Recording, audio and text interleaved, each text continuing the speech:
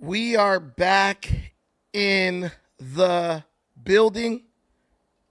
We have a great show lined up for you today. I have a great show lined up for you today. We're early, and it's a beautiful thing because I know many of you are at work. You're bored out of your mind. You're looking for something to do. You want something to listen to, and you want something that adds value to your day. That is this. This is that. We are going to talk about the black community, but we're going to talk about the world as a whole cuz black people, unfortunately, we want to believe we live in like a bubble, but we don't. We live in a world that is full of other people, other cultures, who have their own experiences. And those experiences can't be minimized. And what I believe is that in our community, the way we were raised, and it's not any of our faults, those of us who are living currently, but we were raised in a way to where I feel black people are raised in a way to where we minimize the plight of others because of all the things we went through. Now, I'm not someone who's going to sit here and tell you that, you know, I'm not someone who's going to sit here and tell you that, you know, black people weren't at one point the most oppressed group on earth. That's a fact, right? Chattel slavery is real. I wouldn't even be opposed to reparations for chattel slavery. Do I believe it's something that's actually going to come? Probably not. But if they passed it out, we deserve it. If anyone deserves it, we deserve it, right? But I feel like we do a lot of minimizing of other people's, other groups, other cultures experience, other ethnic groups experience. And I think Cuba is one of those groups. I believe Cuba is one of those places where black people, we romanticize a situation that has basically cost a certain group of people thousands of lives. It's destroyed families. Um, it's destroyed dreams, and the blame is always placed on the United States of America. But in reality, there's always two sides to every story, and it takes two to tango. So we have a situation in Cuba where they are in a very bad predicament, where their entire electrical grid has collapsed. It's collapsed. They've been in darkness for weeks, weeks. And due to this collapse, the the Cuban government, the communist government, there's always that word, communism. The communist Cuban government is now reaching out to the United States of America saying, hey, after all these years of hostility towards the United States, hey, I think we ready to talk now. Now that you guys have some strong leadership, we ready to talk now. We ready to come to the table like regular, normal human beings and talk now. After we've oppressed our citizens for decades, after we've killed thousands of Cuban citizens who just wanted a chance at a better life, after we've exiled thousands of Cuban citizens, we're looking across the water and we're seeing Cubans live up to their full potential under capitalism, and it's growing harder and harder for us to convince our people living under oppression in Cuba that this is the best way, this is the superior way. I got a question for you guys. Why is it that all the communist countries are suddenly trying to make deals with the capitalist juggernaut of the United States? Just 2 days ago, Putin, Russia, the foremost communist society on earth, just offered the United States $12 trillion in trade deals. $12 trillion in trade deals because they want to do business. They want to do business. And Cuba is now coming to the table. And the Cubans are celebrating Donald Trump because he's now, Donald Trump's like, I'm going to take over Cuba. When someone says, I'm going to take over a country, jokingly, and the people start celebrating, I think that's a sign that the people might be living under oppression. I think that when someone says, I'm going to take over a country and the people of that country start rejoicing, I think that's a sign that they might not be living up to the standard that they would like to be living up to. I don't know. I could be wrong. So now the Cubans are like, yo, Trump's coming. We're next. First, it was the Venezuelans. Let's be real. Let's be honest. I want, as black people, I want us to be able to be honest for each other. We don't have to lie anymore. It's 2026. I know during the 80s and the 90s and the 2000s, I know we had to lie to protect the Democrat Party. I know we were like the Democrat liars. We were like the spokespeople for them. We don't have to do that anymore. It's much like the situation with body cam footage. Black people cheered and fought and demanded body cams on every cop. But there was a downside to that, because as every police officer was forced to wear a body cam, it really started exposing our behavior when it came to interacting with the police, right? So it had kind of a reverse effect. It held them accountable, but it also forced us to be accountable as well. And I think that's a beautiful thing. This is the same thing with this internet, with Beyonce's internet, right? We're now able to see what other people want in real time. We're able to see what people are going through in real time. And I don't believe we can just turn a blind eye to it. Now the information that only the government officials used to have back in the day, we all have access to it because of this beautiful thing called the internet. So the only question that remains is, now that you have an unprecedented access to new information, what will you do with that information? Will you double down on ignorance and willful obtuseness? Or will you be willfully obtuse? Continue to be willfully obtuse? Or will you take the new information that you have and do what your ancestors commissioned you to do? What they trained you to do, which is to take the new information and use the new information to build a life for yourself, or to do what Black Americans have always done and be the moral compass of this nation, right? There was a time when Black America was the moral compass of this nation. When white folks were creating the Klan and Jim Crow and castrating Black folks and hanging them from trees, we were the moral compass. We were the ones who said, bro, you can't do that. Martin Luther King talked about peace and us getting together and unity. And Black people were viewed as a force for peace in this nation. Do you know there was a time in this country where the Black community's crime rate was far lower than the white community's crime rate? Because we knew better. And because we knew better, we did better. But we've allowed them to strip that away from us. We allowed them to take our values from us. Now we either have no values or our sense of values is so low that they're no good. But with this new information, we can change our ways. We can change our ways, right? And we can move forward. Is that what we're going to do? Or are we going to keep being willfully obtuse, keep on clinging on to old tropes, old, outdated information? Which one are we going to do? Because what I'm telling you today and what I hope we accomplish during this live stream, we have to change the way we look at things. We have to unlearn and relearn.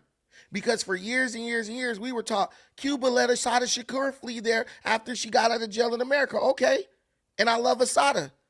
And I love the Weather Underground for getting her out of jail. Right? You can love Assata and love what Cuba has done for a particular Black person, while at the same time understand that they were oppressing and brutalizing their own people. And one group's experience with that regime does not disqualify the other group's experience with that regime. Yes, Cuba helped you. Yes, Cuba helped a Black person, a few Black people, I would say. They did. But they hurt me as a Cuban.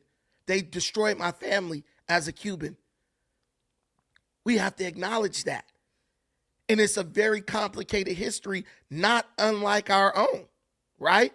Because we got white folks who strung us up and burnt us alive. But we also got white folks who fought and gave their life to see us get free. We got the rebel army that put on uniforms and picked up guns to keep us in chains. But we also got white folks who put on uniforms and picked up guns to get us out of chains. The history is not as simple as we would like it to be, and that's a beautiful thing. That's what makes us America. That's what makes America great. That's what makes America beautiful. A lot of people ask, when was America ever great? America was great when white folks who didn't even have to got up and gave their life to get black people out of chains. America was great when 187,000 black soldiers with guns took up arms to fight the South and defeat the South. And even though we had endured the hell of slavery, did not immediately turn those guns on every white person in this country and go and start a civil war of our own in this nation, but instead decided to become a part of this nation and fight and contribute in every battle that this nation has ever had, including but not limited to the situation that we're dealing with in Iran. That's when America was great. The fact that someone could do something to you, violate you to the highest level of violation. And you could say, you know what? I'm not going to hold that against your offspring. I'm not going to hold that against your offspring. I'm going to judge them by the content of their characters, not by the actions of their ancestors. 100%. That's what makes America great and beautiful. And what's great, what's even better right now, is we have some leadership in the White House, whether you like the leadership or not. I don't care who you voted for. Everyone's welcome here. But what I like is that we have some leadership that's going to stop kicking these issues down the road and placing them on the backs of our children and future generations. And this leadership is going to do something about it. They're going to do something about it. So we don't have to continue to be burdened in our psyche, be burdened with the drama of these ongoing decades-long situations that have carried over. We've been dealing with this shit since I was a kid, and I'm 40. I'm tired of hearing about this stuff. Even if there's certain things that I don't agree with what Trump is doing, one of the things I do agree with is, damn, finally there's like an end game for this crap, right? And that's the beauty of America. You can have one leader who comes in and he does one thing, and if the next leader comes in and you say, we don't like that, that leader is obligated to change it and reverse course on it. But I'm going to tell you today, right now, I love the fact that this man is doing something, taking action, being a true leader. Being a true leader, not just someone kicking these issues down the road, right?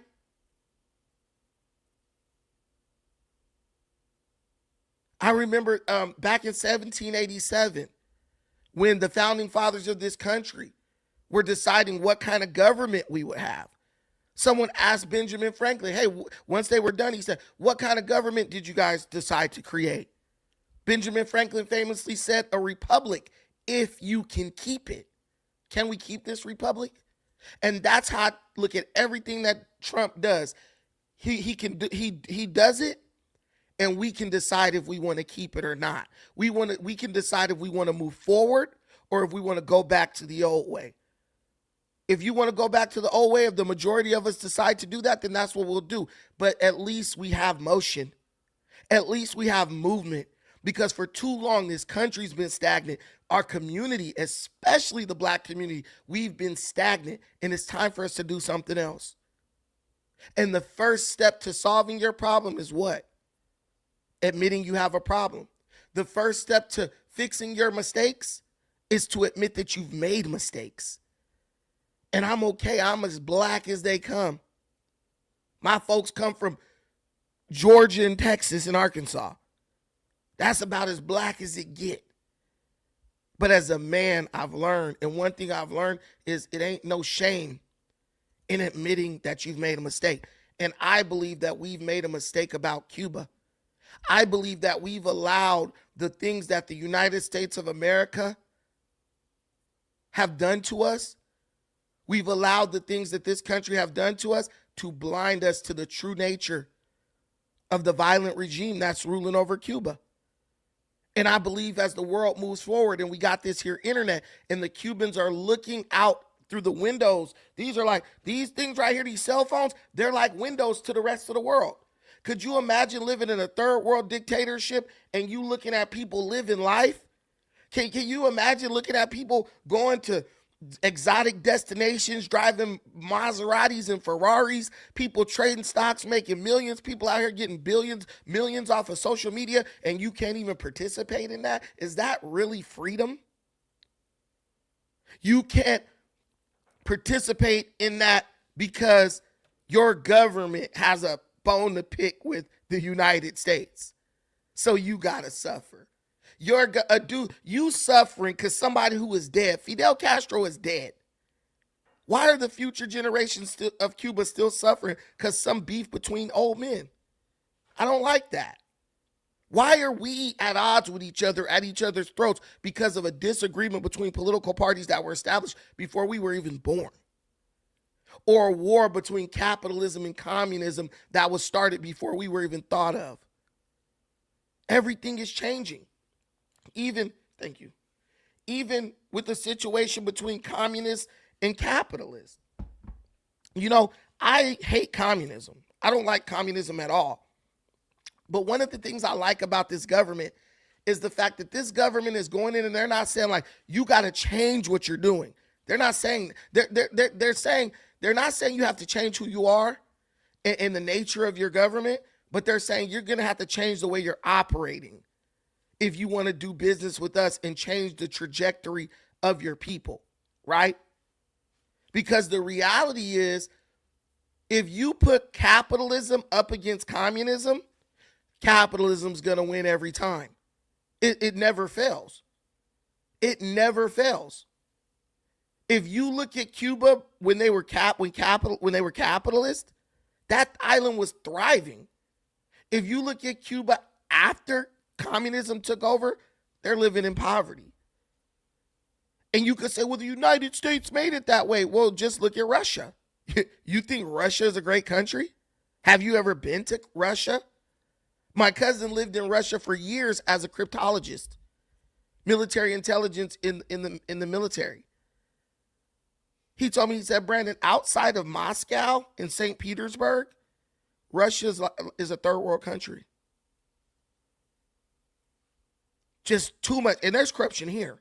But in communism, the corruption is so much more because you've gotten people to buy into this idea that we should let the government take our money. And the government knows what's best for us. And I'm telling you right now, the government don't know what's best for you. That's why the government needs to constantly be monitored, criticized, and judged by the people. I have no problem with people speaking out against Trump. That's your job.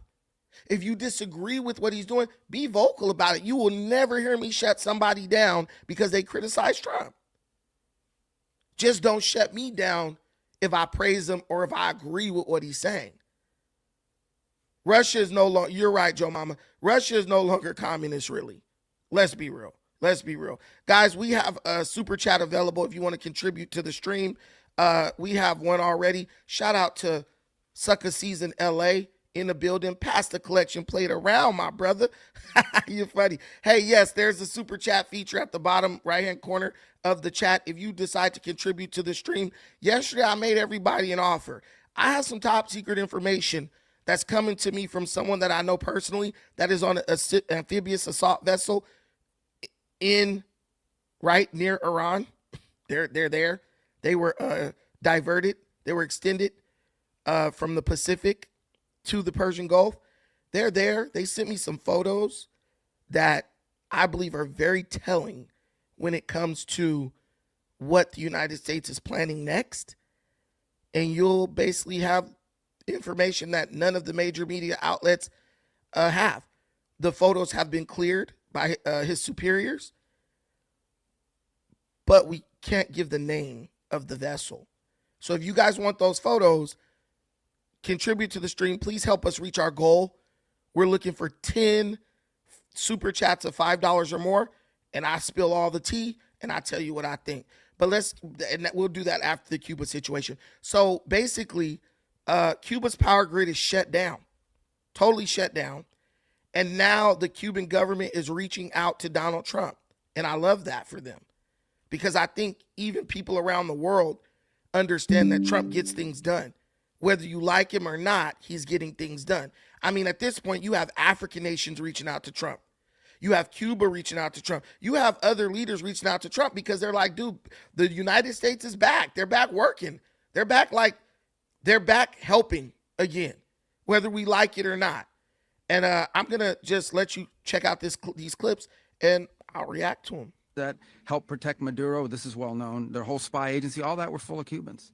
I mean, it's amazing. This poor island took over Venezuela in some cases. One of the biggest problems the Venezuelans have is they have to declare independence from Cuba. They tried to basically colonize it from a security standpoint. So, yeah, look, if I lived in Havana and I was in the government, I'd be concerned, at least a little bit. Cutting off the oil flow to Cuba from Venezuela?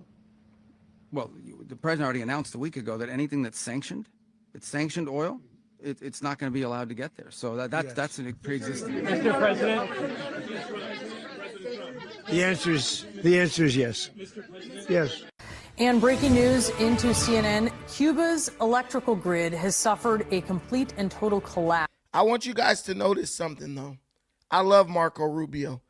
I believe Marco Rubio is one of the people who should run for. I low-key don't want J.D. Vance to run for president. I want him to back out, and I want them to let Marco Rubio become president. Race is not a factor for me. I don't care about that. What I care about is he's an effective communicator. Do you guys know that as much as we have partisanship in the political arena, do you know that Marco Rubio as Secretary of State has a 97% approval rating across both parties? I believe Marco Rubio will be the unifier when it comes to American politics. He can bring us back to where we're all just fighting to do what's best for this country. And you know what? The beauty is poetic, really, because he's Cuban. Wouldn't that be crazy if a son of Cuba was the unifier for the United States to get us back on track, get us back together as a nation? But do you notice how Marco Rubio didn't want to go too far with what he was saying? And then Trump just comes like, yeah, we are. And that's what people love about Trump. He's just straight talk express. He's not going to beat around the bush and try to leave it open-ended so he can switch up. He makes a decision and he sticks to his guns. That's leadership. And if you don't like what he's doing, we could talk about it. This is according to the country's power operator. It's the first nationwide blackout since the U.S. effectively shut off the flow of oil to Cuba. But I think Cuba's see the end. You know, all my life I've been hearing about the United States and Cuba. When will the United States do it? I do believe I'll be having the honor of taking Cuba. That'd be good. That's a big honor. Taking Cuba. Taking Cuba in some form, yeah. Taking Cuba. I mean, whether I free it, take it, I think I could do anything I want with it. You want to know the truth? They're a very weakened nation right now. They were for a long time. Very violent leaders. Castro was a very violent leader. His brother's a very violent leader. Extremely violent. That's how they governed. They governed with violence. But a lot of people would like to go back. I feel elated. Elated. Fidel Castro killed my... Okay, so Trump is doing this thing where he's talking big, he's talking tough. I can take it, I can do that. Trump is a gaslighter, if there ever was one. People forget that Trump was in the entertainment business. He knows how to get a reaction out of people. I see people, there's people in the comments, they hate Trump and all that, guys. Let me tell you something. I love that you guys are here. Excuse me. And I love that you don't like Trump. I really do. But here's the reality. I want you to go to the midterms, and I want you to vote to put people in who will oppose Trump.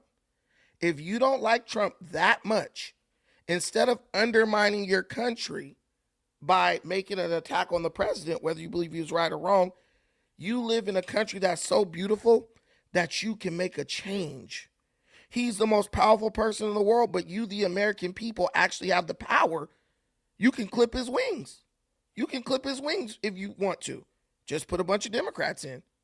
And then in 4 years, go to the voting booth and vote against this party so that no one like him will get in the next time. This is a channel that's about solutions, not just constantly lamenting problems. You got a lot to say about Trump? That's cool, bless you. But the beauty of this country is that you can do something about it. What does a Cuban do if they don't like Castro? They get killed. What does a Cuban do if they don't like the fact that Fidel Castro's brother took over after he died and they have no choice in it? They get killed. That's the beauty, that you can disagree. Do you not think that there was a single Iranian who was sick of freaking the Ayatollah Khamenei? But they couldn't do anything about it. That's why you live in the most beautiful country on earth, because you have a say. And sometimes having a say it means everything. I'm just letting you know. But we got this guy here who's saying like he's happy that Trump is intervening because Fidel Castro killed his father. My grandfather's father, my grandfather's brother tried to kill my grandfather. That type of life, imprisoning people, it's not a way to live. Thank God to Trump and Trump's policies. We're here in South Florida where members of the Cuban diaspora tell us that they're filled with hope. Hope that for the first time in 67 years, their country might be saved from communism, and a hope that's being fueled by President Trump's most recent remarks. Many of you have come today and they say, I hope you can take care of Cuba. I'll take care of it, okay? That was President Trump over the weekend, giving the strongest indication yet that he may be planning on toppling the Cuban regime. I talked to Marcel Felipe. He's a leader of the exile community here in Miami. He gave me a tour of his museum, the American Museum of the Cuban Diaspora, and he told me that what comes next from the Trump administration could make or break the island of Cuba. This is our Berlin Wall moment. I think there is a lot of hope. There is a lot of hope because it's almost surreal. Hope, but also concerns that are manifesting from within President Trump's own Republican Party. So I see the Cuban people who had to flee the country because they lived under an oppressive regime, right?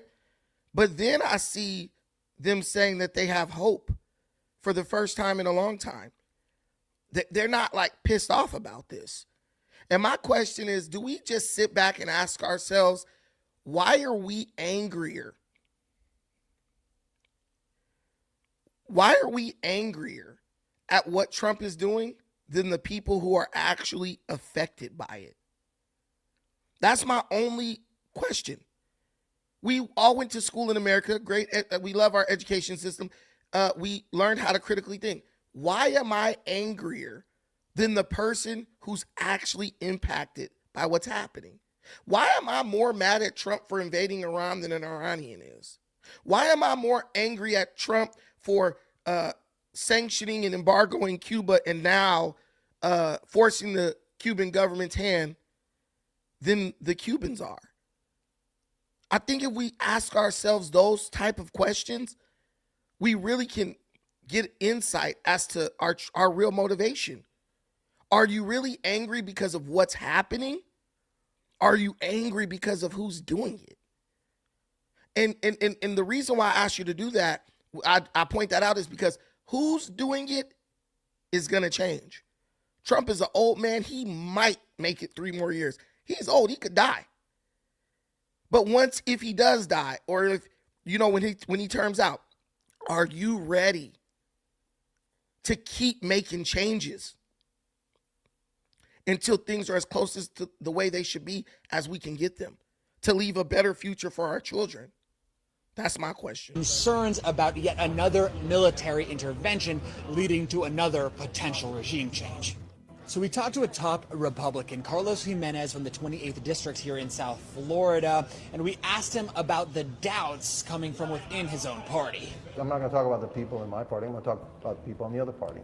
There are far more people in the other party that seem to be just okay and fine with oppressive regimes. I guess after Iran, after potentially Cuba, there are dozens of oppressive regimes all over the world. Is the United States responsibility to topple all of them. I mean, The ones that are a direct threat to the United States, yeah, we need to do something about it because I don't want my children or my grandchildren dealing with those regimes. And while, yes, most of the members of the Cuban diaspora here are excited about the potential of a regime change, some remain skeptical of the president's true intentions. Under the Trump administration, Okay, so like, I have friends who like go to Cuba. I have a couple people who actually watch this channel who were recently in Cuba. And hey Ryan, didn't Eric go to Cuba?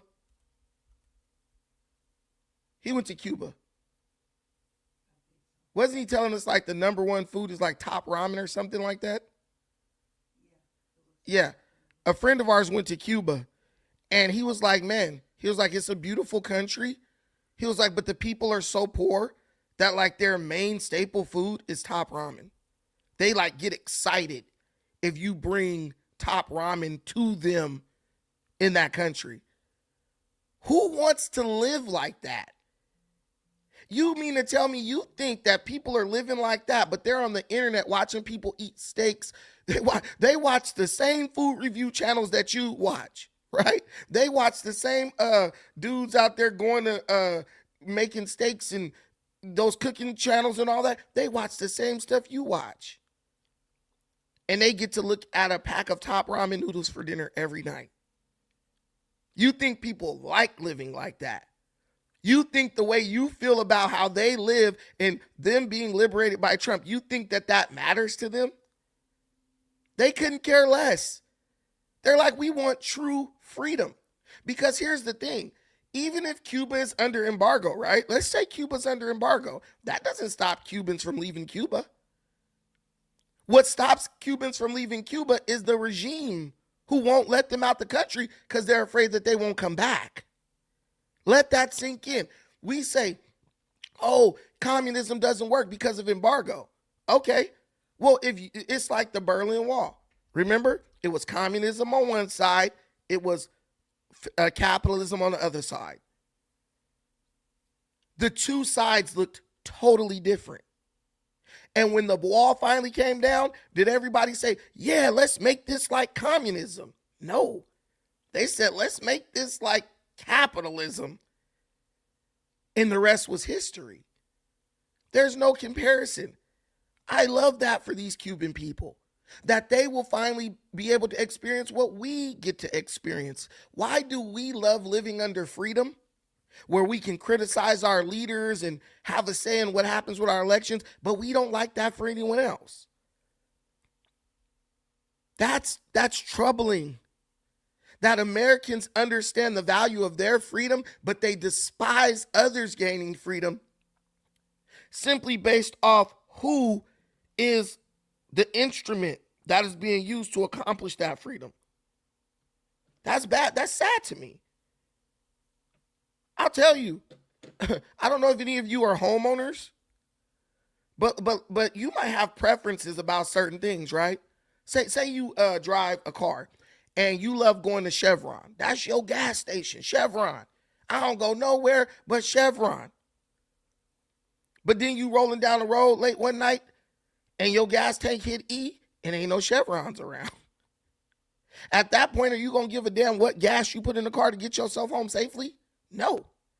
And that's the way I look at the president. I don't give a damn who's doing it. As long as what's being done benefits the American people, and it does, because this opens up economic opportunity for Americans, and it benefits the Cuban people because it's giving them an opportunity to have something that they haven't had in a very long time. It's a win-win. The only group that loses is the oppressive regime. So we at the point, it's the same thing with Iran. We're at the point where we are so partisan and so against each other that we are sitting up here fighting and defending oppressive regimes just because we don't like the president of the United States. Trump's a king. He's a dictator. No kings. But we're going to stand up and vouch for a bunch of dictators who act like kings because we don't like Trump. What are your motives? What is your reason? Why are you doing what you're doing? Why are you saying what you're saying? I hope it's pure. I hope you're I hope your intentions are pure. Because if they're not, you know it. I don't know. I can't read your heart. Only God can do that. But I hope when you examine yourself, you find that your intentions are pure. I don't know what this lady's intentions are. She sounds crazy as hell. Have no faith. People will be suffering as the Cuban people. He'll take over Varadero and put a Trump hotel there because it's for his financial gain and his buddies. And until I see some liberation from Cuba, I don't believe anything he says. Can you imagine what's happening in Miami right So she said the Cuban people have been suffering. Trump will come in and put a Trump hotel there. Okay, what's the problem with that? Trump will put okay, let's do a quick quiz. If Trump puts a Trump hotel in Cuba, who works there? A Trump hotel is creating 1,000 jobs off rip first week.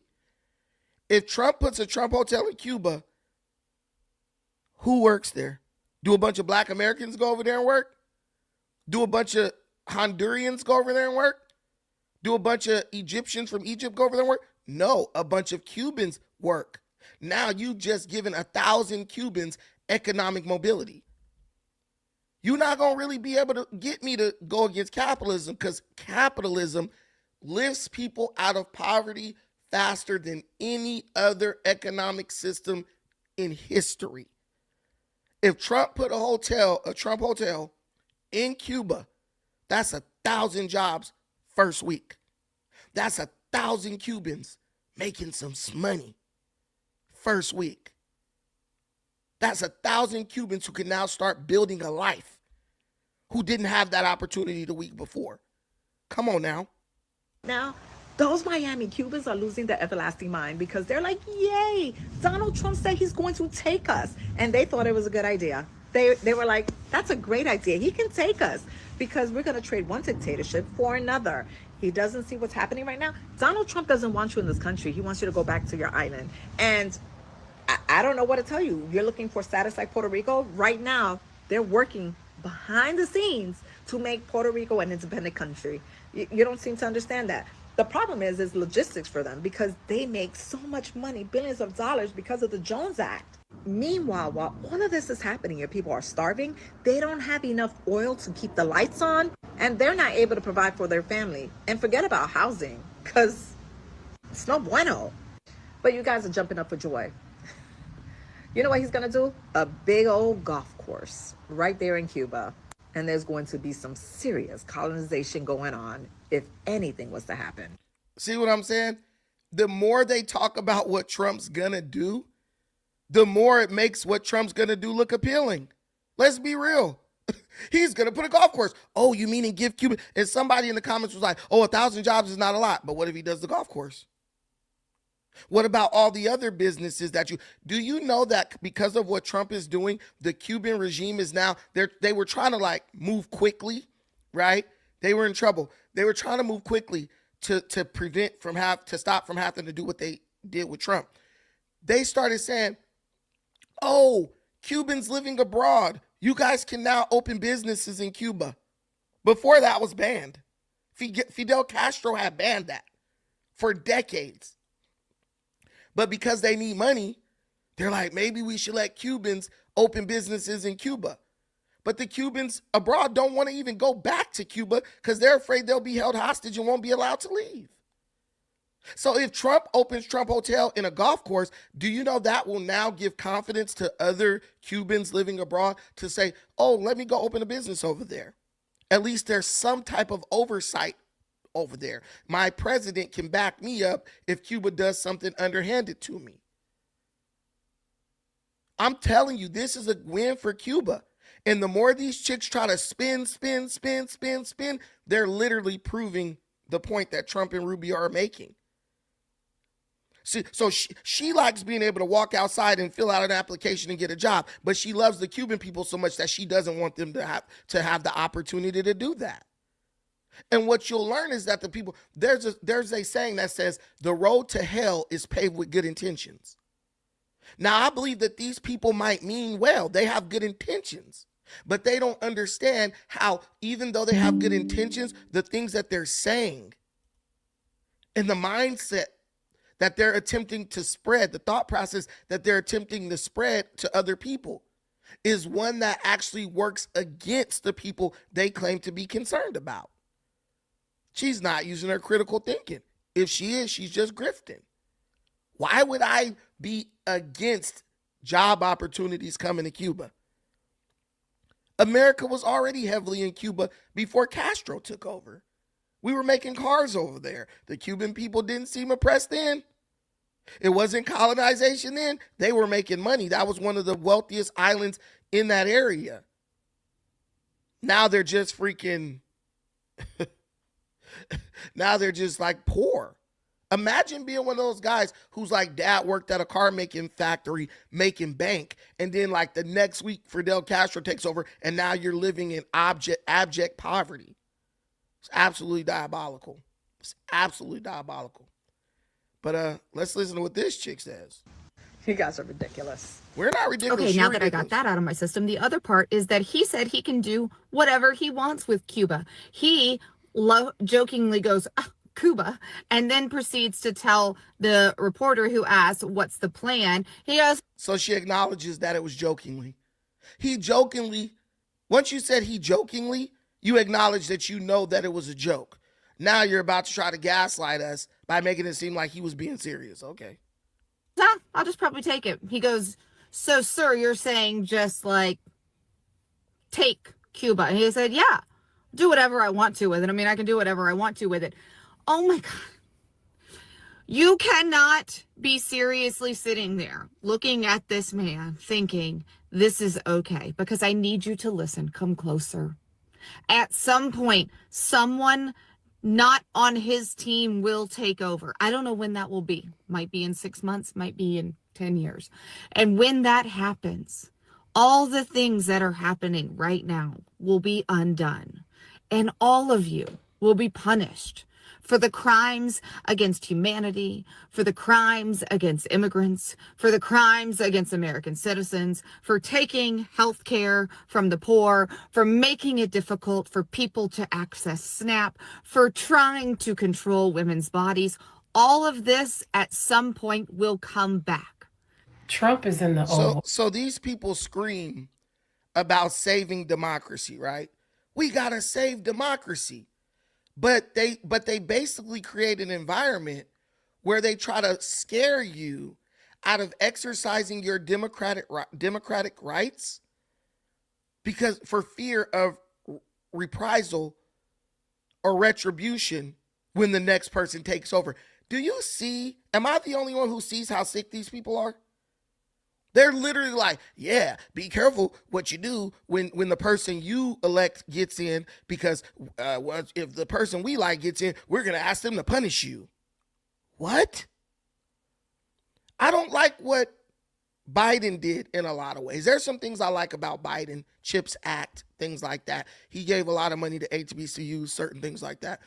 But I don't want people to go hurt people because Biden basically mandated the COVID vaccine, and you know, a lot of people felt like that shouldn't be something, right? And I'm not saying he mandated it, but he just encouraged everybody to do it, but he made it seem like it's something you had to do, right? I don't want Democrats who voted for Biden to be punished for that. That's not America.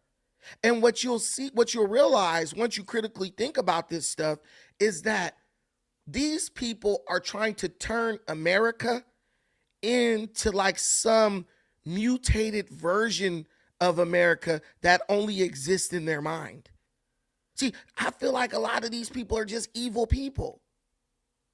Like, I want to hurt conservatives because I want to weaponize the justice system against other Americans because I don't agree with what they think.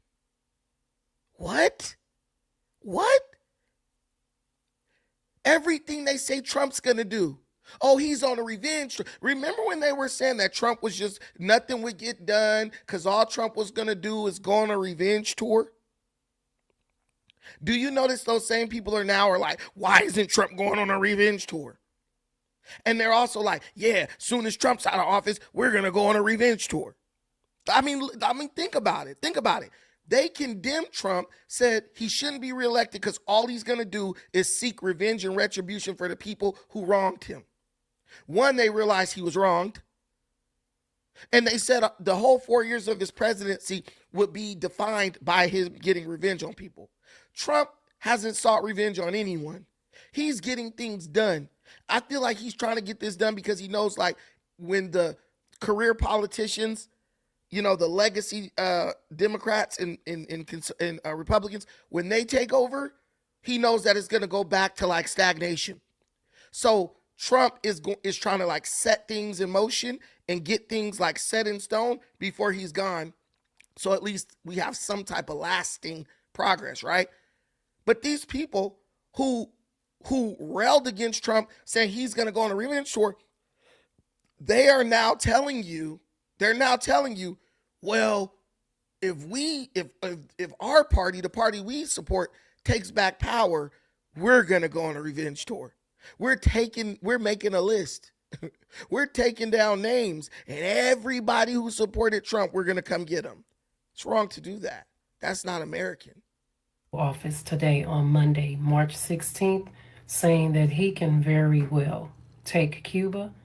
It will be his honor to take over Cuba, and that he can very well do what he wants with Cuba. Today it was known on Monday, March 16th, that Cuba's electrical grid totally collapsed. And this is due to the United States sanctions limiting their oil supply to keep their power plants running. And he's in the Oval Office stating that he can do what he wants with Cuba. This is not normal. Nothing this man does is normal. Yeah, because normal is bad. Normal hasn't been working. Kicking the can down the road while we foot the bill hasn't been working. America's been footing the bill for this crap for decades. It's time to draw a line in the sand with NATO and all these other people who have been bilking us and say, look, you're either with us or you're against us, but this is what we're doing. No nation can survive without progress. And the Democrats and Republicans have been keeping us in this like state of like living death, where we sit down and watch our nation wither away from underneath us like the UK. Do you want to go live in the UK? Overrun by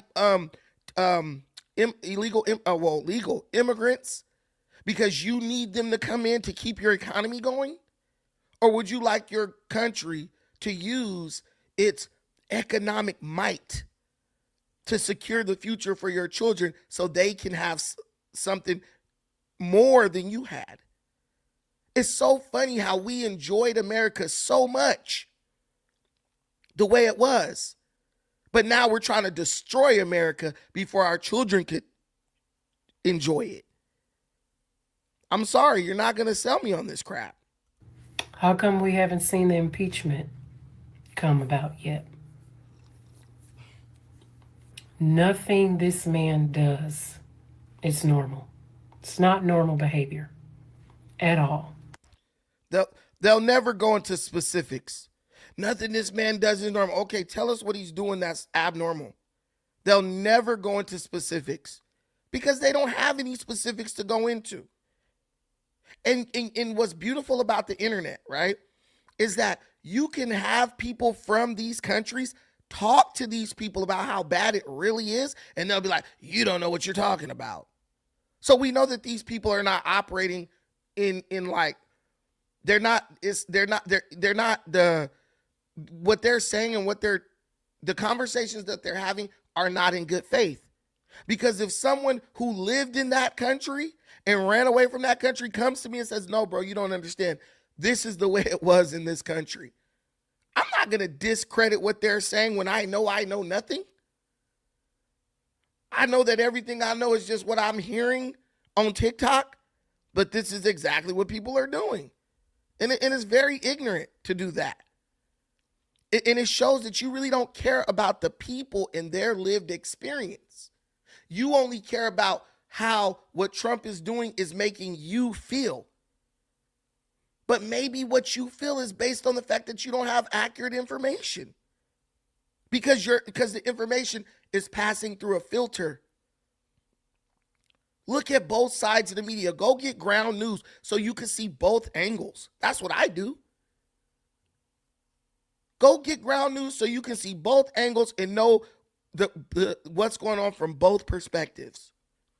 But if you live in an echo chamber, you're not going to be able to know what's going on. You're not going to know what the hell's going on. You're just going to be out here regurgitating whatever you hear. I have some more super chats that I have to get to. I appreciate everyone who's contributing to the stream. If you don't have the super chat feature available to you on the bottom right-hand corner of the chat, there's also Cash App and PayPal available. The links are pinned to the top of the chat. So you can use those if you want to contribute to the stream. And don't forget, we are going to give some secrets, some military secrets when we hit our goal. We're almost there. I think we're like 3 super chats away, 3 $5 super chats away from you guys getting this info. This info is like, it's major. Because I have someone who's on an amphibious assault vessel in the Persian Gulf right now, or right around the Persian Gulf. They're there, and they're giving me info. They're sending me pics and everything, and I'm going to share the pictures with you guys. Shout out to All Gas, No Brakes. My brother is in the building. How can Black Americans hate on Cuba? For decades, they have offered free medical school to us. They have provided refuge for Assata Shakur and Black activists. And All Gas, No Brakes brings up a great point, and I love my audience because they're so smart. We're so smart. The kinfolk is out here thinking. As much as Cubans have given to Black Americans and as much as they've done, why don't you want them to live free? They didn't ask to live under an oppressive regime. It's not something that, by this point, all the people who may have supported Castro, they're dead. Castro's dead. Why can't they have what you have? Why can't they criticize their leader? Why can't they say, I'm not happy with what's going on in Cuba and we need to change. You need to step down and we need a new president. They can't even do that. As pissed off as you may be with Donald Trump, in 3 years, you know this dude got to go. That's the beauty of America. Why can't they have that? Why is the idea of them having that making you so infuriated? Buddy Eddie in the building, my other brother. Same thing in China. Talk bad about Xi Jinping and you're about to have a bad day. Possibly your family as well. We know it's true. We know we wouldn't want to live in that situation, but it's good enough for them because Trump hurt our feelings. I don't want anybody to live under oppression. I don't want anybody. I want everyone in the world to have the same opportunities that I have. I have a child, right? I have a baby. My babies are like, I couldn't imagine living in a country where my babies don't have the freedoms to pursue what they want to pursue. They can't get on. I'm gonna take my daughter here soon to Japan. I can't imagine living in a country where I can't do that. And I can never be mad. I can never be mad at someone else getting freedom. You know, we come off them ships. That's what you guys have to understand. As Black Americans, we are people who descend from slaves. And I'm not going to do no victimhood, nothing. But what I'm going to tell you is that there's something in us that is against oppression.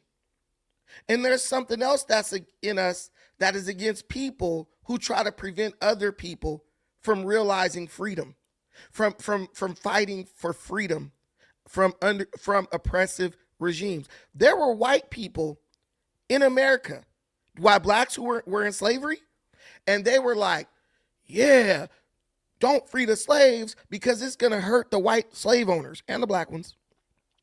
Don't free the slaves because it's going to hurt white slave owners. There were also people who were like, well, you can't free the slaves because they won't even know what to do. They're going to be out here lost, suffering. The massa know what's best for them. That's exactly the spirit in which these people who oppose liberating the Cuban people in liberating the Iranian people operate in. Don't free the people because that will hurt the violent, oppressive regime. Don't free the people because they ain't used to having freedom and they won't know what to do with it. When I hear this mess, I be thinking about slavery. And just thinking about like where we would be if those people's sentiments had ruled the day. Damn that. Damn that. Go read your constitution and apply it to Cuba. And if those people don't have the freedoms that you enjoy due to your beautiful piece of paper called the Constitution, then you need to stop talking against them being liberated. I ain't going to support no dictator. I believe in democratic elections. When's the last time Cuba had those? I believe in free and fair elections. When's the last time Iran had those? Well, if you haven't had them, guess what? You need to have them or you need to get ghost. That's what I believe. I don't know about y'all. Some of us as black folks, man, we didn't let our hatred of Trump change who we are fundamentally. And win, lose, or draw, no matter who's sitting up in that White House, I'm a man, I'm a black man, I have a lived experience. We have a shared lived experience that tells us that you don't never stand in the way of a group of people getting their freedom. And my granny used to tell me, if you ain't got nothing nice to say, then don't say nothing. But also, if you out here talking trash in its malicious intent, in its bad faith, my granny also used to say it's going to tell on you before you tell on it. Now put that in your pipe and smoke it. Where are we? We're almost there. I think we need one more $5 super chat so I can give you all these secrets. And I'm so confident that we're going to get that super chat. I'm just going to start pulling up those pics right now. I have faith in you guys.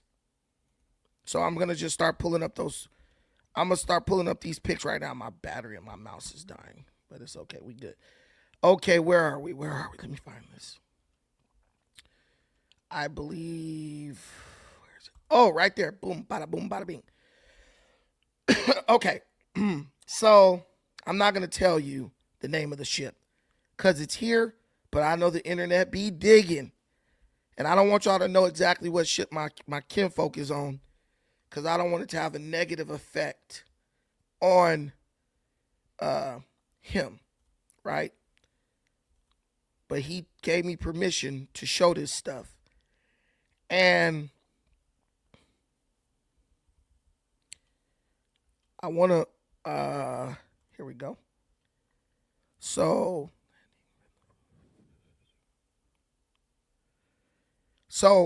I got one secret here. Oh, shoot. Sorry. I got one. So he had hit me a while back. The new Ayatollah, he was in fact in a coma. But he does not know if he died or lived. Hasn't been confirmed yet. But they're thinking he's dead, right? So as far as like our people over there right now, they believe he's dead. But they can't officially announce it because obviously they haven't found a body. So that's one thing, in case you were wondering about that. So now, this is from a LPD, right? This is a type of amphibious assault vessel. And this is a picture, and let me pull this up for you guys. This is a picture, what I'm about to show you is a picture of they're like landing. They're launching landing vessels. This is from inside. Anyone who's been in the military, you'll know that this is from inside of an LPD. Anyone who's been in the Marines or the Navy, you'll know that this is from the inside of an LPD. This is an amphibious assault vessel. They are over there. I don't know if they're in the Persian Gulf, but they're right there where Iran is. And that is a landing vessel with Marines on it, and it's launching. That's what I can tell you. I don't know. I don't know how you guys feel about that. But yeah. So I wanna hold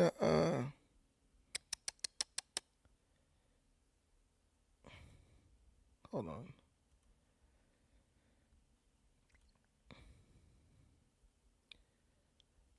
So hold on. I wanna just download this really quick. Okay, cool.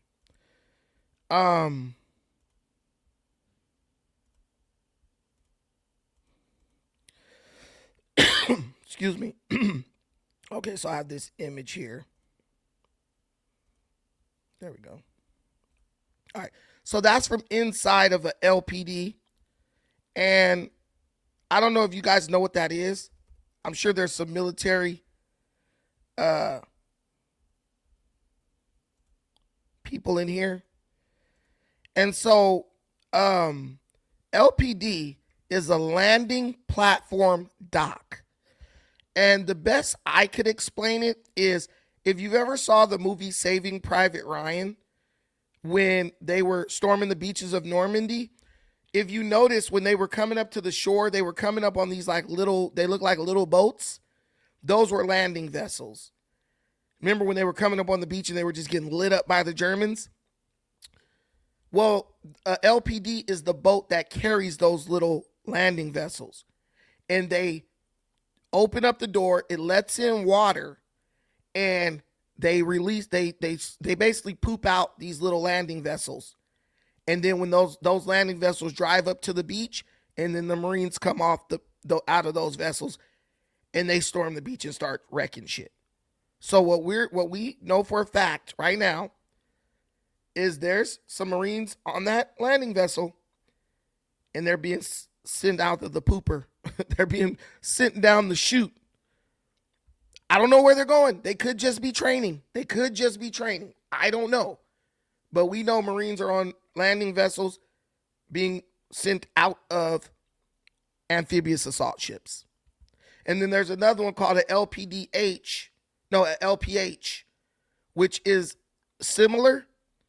That is a landing platform for a helicopter, for like aircraft, right? So they've deployed all these LPDs and LPHs over there. But we're not done because I have more picks. Hold on. Let's be patient. I think that's the load. Okay. So what you see is this thing starting to come out. And this one is beautiful. This is a really pretty one. Hold on, let me see. This is a good one. Cause it's taken from like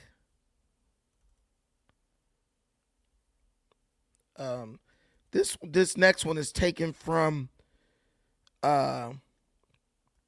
another angle.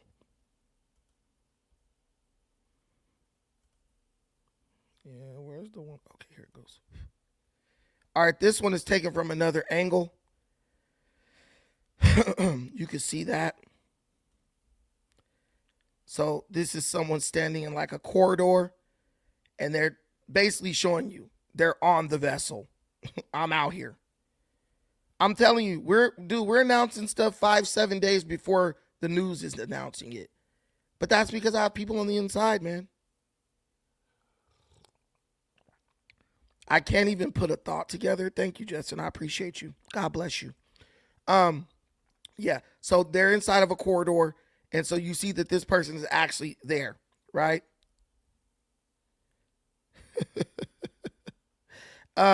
And then last but not least, I think I have this one.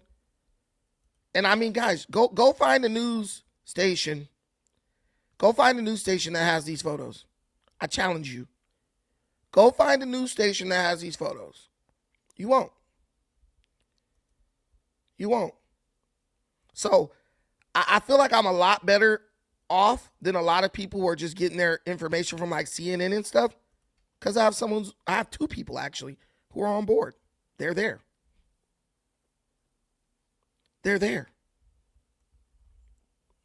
So this shows the vessel actually being sent out. So it's out. It's not like, oh, they were in there doing maintenance or something. No, it's out. This is great stuff. This is beautiful stuff.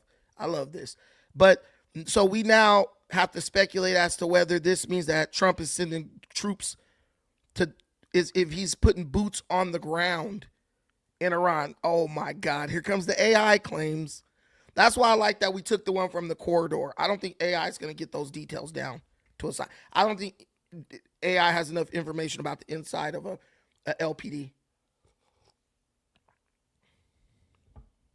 Right?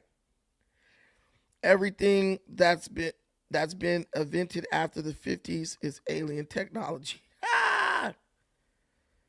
Okay. So there goes the information. And I'm happy to share with you. We could always talk about Africa, but I'm happy to share that with you. And, it's a beautiful thing.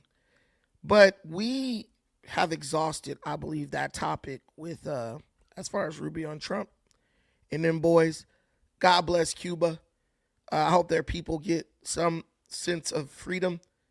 I hope they get, are able to put together a government that does what they want their government to do, not an oppressive regime that basically holds them hostage. But we have more things to talk about because I promised myself I was going to stay for an hour and a half. And there's some other things that I want to cover here. And let me pull this up. Thank you guys for being patient with me because I'm a little bit under the weather, but I had to get this done. So, hold on, let me see.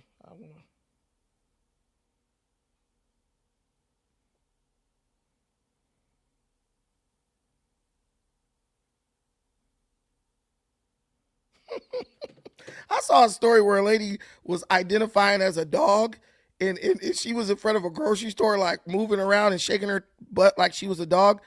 And a dog actually attacked her. She identified as a dog and actually got attacked by a dog, which is crazy work. If you ask me, that was so hilarious. That was so hilarious. Okay, yeah. So I don't know if you guys heard about this story. Have you guys heard about the Starbucks strikes, the Red Cup Rebellion?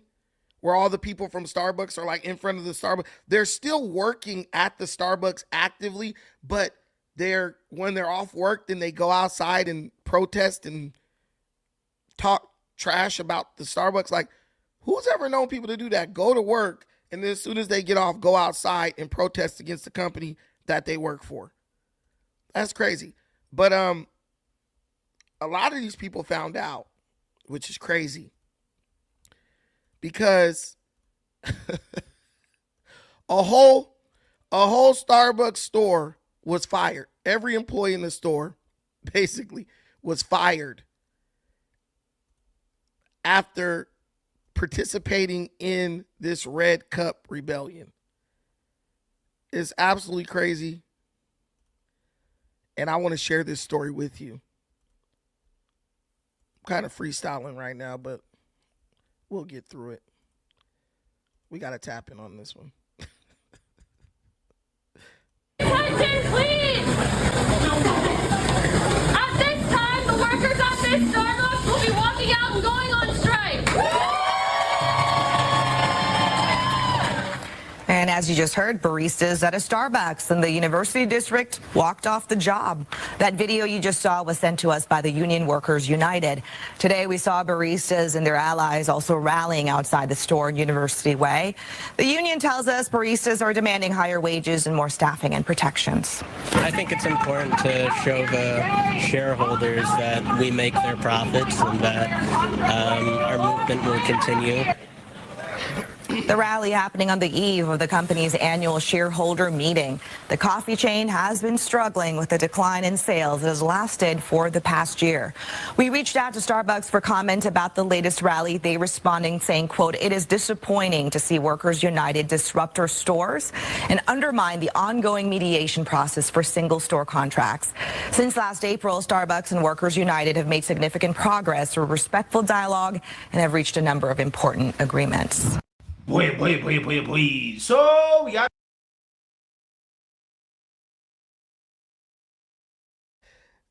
Listen, I thought that Starbucks was like a really good job for like college kids, you know, people who are young, people looking for part-time work, people who are having roommates. They can make a little bit of money. They make really good money on tips from what I hear when I ask people who work at Starbucks. But for some reason, they're asking for more money. And my question to people who ask for more money at what is essentially non-skilled labor is what exactly do you believe you're doing to warrant you getting more money? And if you want more money, how much more money do you want? And when you talk to these people, the amounts that they're requesting are crazy. They want like $30 an hour to make coffee. And while I'm not against that, I'm just like, that can only result in a few things happening. One, the price of a cup of coffee is going to go higher. And Starbucks coffee is already hella expensive. Or people are going to have to get laid off. So you getting a raise could potentially put your buddy out of a job, right? Or Starbucks could say, F it, we're just going to shut down. Or they fire you and seek to hire illegal immigrant labor. Like, I really don't understand these people. They want more money. They feel like they deserve more money. And I'm not saying that they don't. I'm just saying, like, you can't squeeze blood out of a turnip. It's like, what do you think do you think you're working at like Boeing? Like they're going to get like a $5 billion or $20 billion contract from the government? You're making coffee and other coffee related items. You're putting cheese danishes in a toaster oven and you want $30 an hour.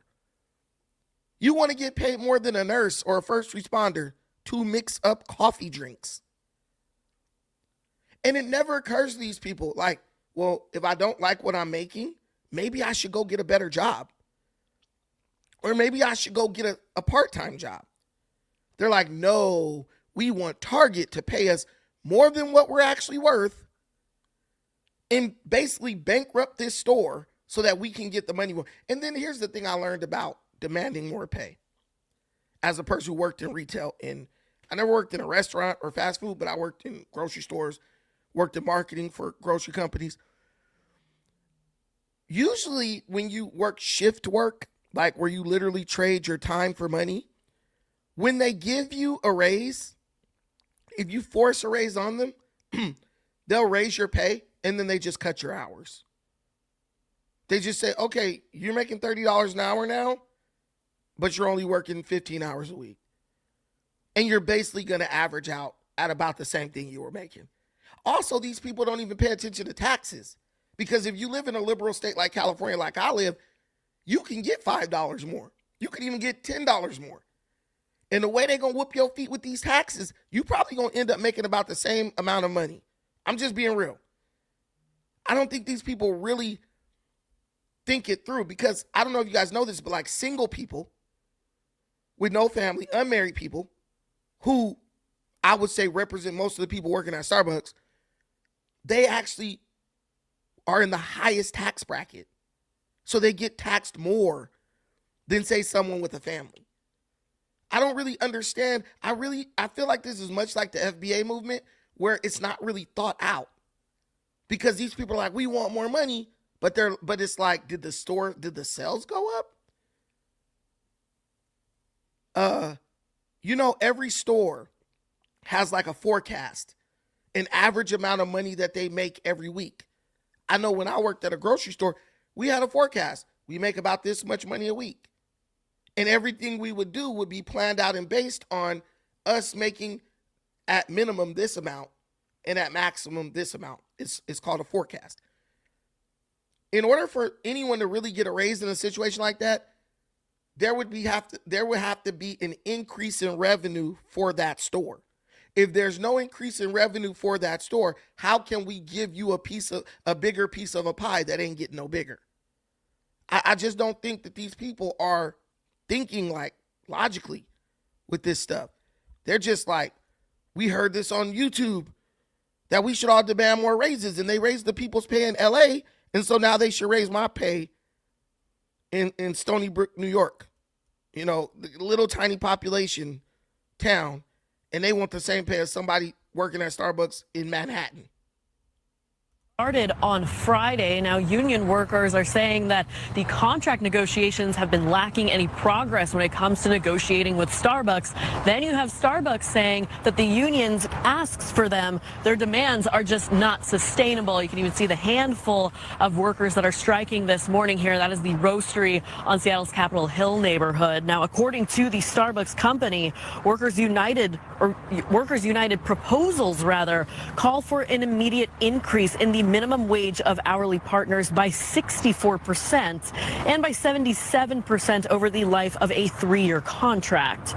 According to the union, the strikes will end if Starbucks honors a commitment that it made in February to work with its union workers on collective bargaining agreements. The company says it is focused on making the employee experience better while offering a competitive average pay of $18 per hour with benefits. Starbucks says that baristas working at least 20 hours a week can make an average of $30 per hour. Now, over the course of 2024, Starbucks Workers United baristas. Right. So what Starbucks is saying, they're demanding this $18 raise, right? But what Starbucks is countering with is this.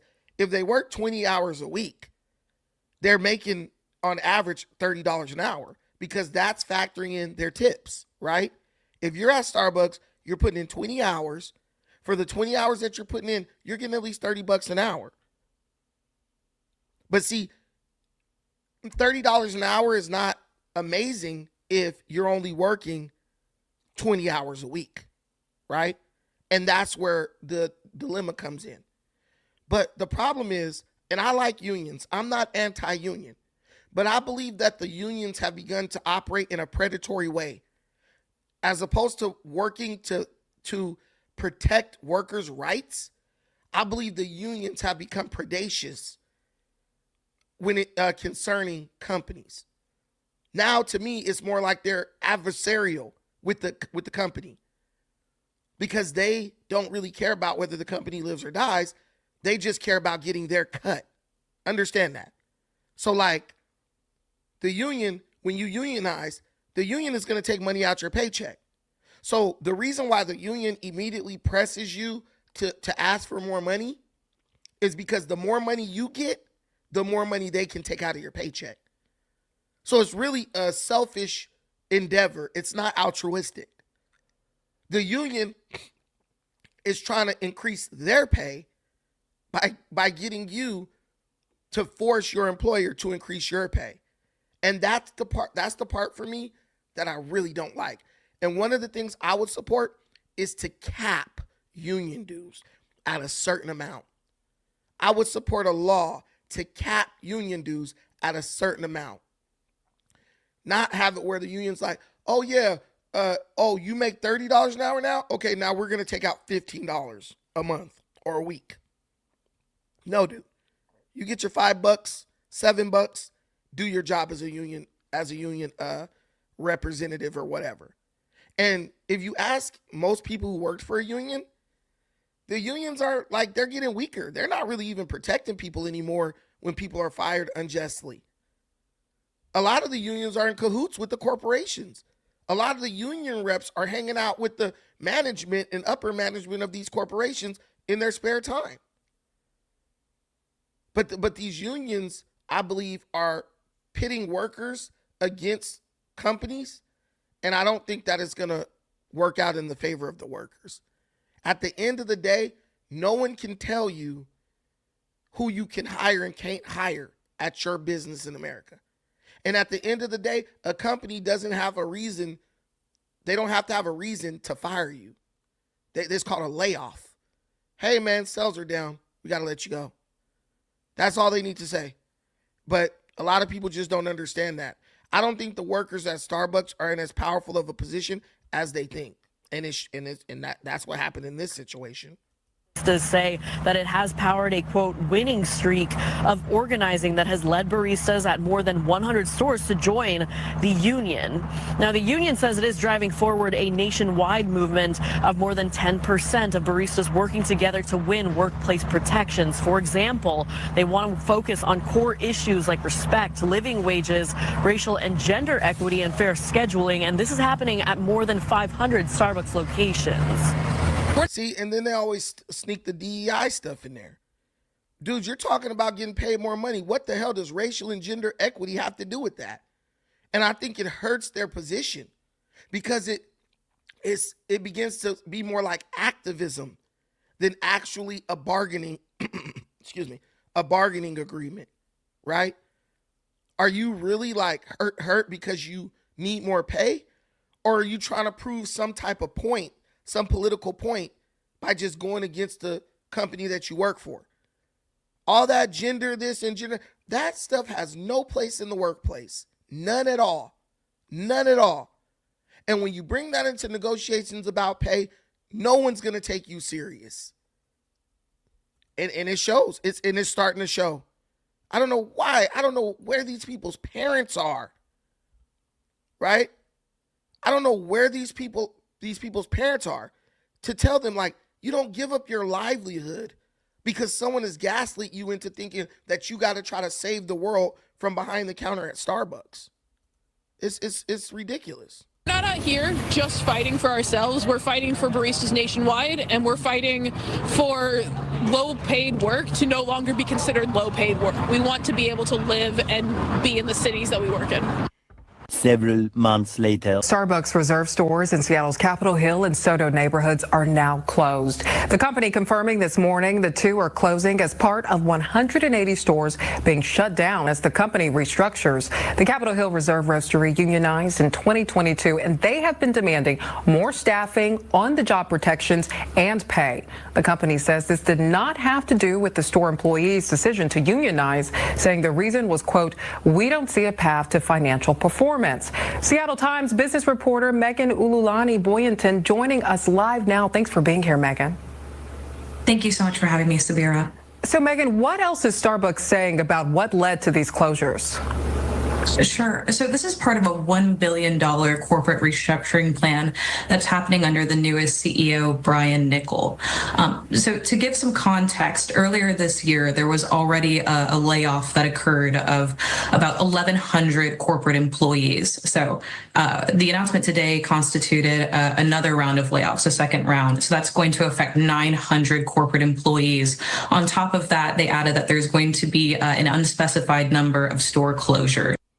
Okay, so you see right there, they were out here protesting. They got a bullhorn. They're announcing this stuff, just being totally unprofessional, announcing this stuff to customers and stuff like that. Just it's bad. It's not a good look. There's no decorum. And they felt they were in a position of power, but they learned a very important lesson about life. And that lesson was no one owes you anything. You should be grateful to be employed. You should be grateful to do something where you can get paid a base amount, 15, 18, 20 bucks an hour, and then be able to make tips on top of that. Most jobs in America don't operate with a tip incentive. They took it for granted. Yes, you are the best barista in this particular Starbucks, but you're not the best barista on earth. And if you are, you need to be opening your own coffee shop. And I think with coffee, this is one of the few businesses where the overhead is relatively low. And day by day, I live in California, beautiful sunny Southern California. The people are becoming more creative when it comes to vending coffee. I have a friend, she has a coffee bus, like a Volkswagen bus. She sells coffee out of that. There's people selling coffees out of vans, people selling coffees off of bikes, right? People selling coffee out of like shipping trucks, right? So it's like there's so much more competition for Starbucks. And they're like, look, we got a lot of competition. We're struggling to even keep these stores open. And a lot of companies and just owners, they keep stores open because they're thinking about the workers. They're thinking about how many workers will be put out of a job if the store closes. But once the workers take an adversarial position against you, they killed all incentive for you to continue to keep the store open. And that's what happened. This becomes a problem. And if you let the problem fester, then it becomes lawsuits, litigation, all this stuff. And they said it's more cost effective for us to just shut down the store. Because the CEO ain't looking at just your store. The CEO ain't just looking at these 10 or 20 or 100 stores in your area. He's looking at every Starbucks around the world and thinking what's best, what's in the best interest of all those other Starbucks and all those other employees. If he gets bogged down in a lawsuit with you, that could force him to close even more stores, which would put more people out of business. And they don't want that. They do not want that. So, go proceed at your own risk. Proceed at your own risk. But ultimately, if you want more money, I believe the best thing to do is try to go get hired at another coffee shop as a manager or something, and then try to negotiate pay. Or how about this? How about you work on your customer service skills? Give your customer a better experience, which will make them want to tip you. I am a coffee drinker. I'm currently drinking some homebrew right now out of one of my favorite cups, greetings from my desk, right? And I normally buy my coffee, but I occasionally drink from home when I don't have time. But I go to different coffee shops around my city. There's tons. There's Coffee Drunk, Rose Park, the library. I mean, shoot, there's so many. Cafe Cabinet, Creme de la Crepe. There's just a Birdcage Coffee, Hair J Coffee. There's tons of coffee shops around my neighborhood. Vinto y Agua Coffee, the Coffee Cup Cafe. There's millions in California. But guess what? What I give as a tip at each coffee shop changes, right? It changes because the level of customer service. Because the level of customer service changes based on which coffee shop you go to and based on which barista you interact with. So yeah, me personally, if I worked at a coffee shop, I would be working on having the best customer service to where everybody just wants to give me like a $5 tip. And I bet you, if you put as much energy into improving your customer service as you're putting into like making threats to the company, going on strike, trying to make embarrassing, grandiose gestures to like rally the customer base to your side, I bet you will find yourself making more money.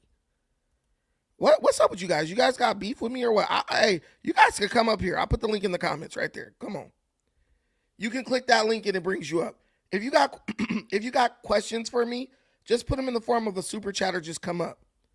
I would rather you do that than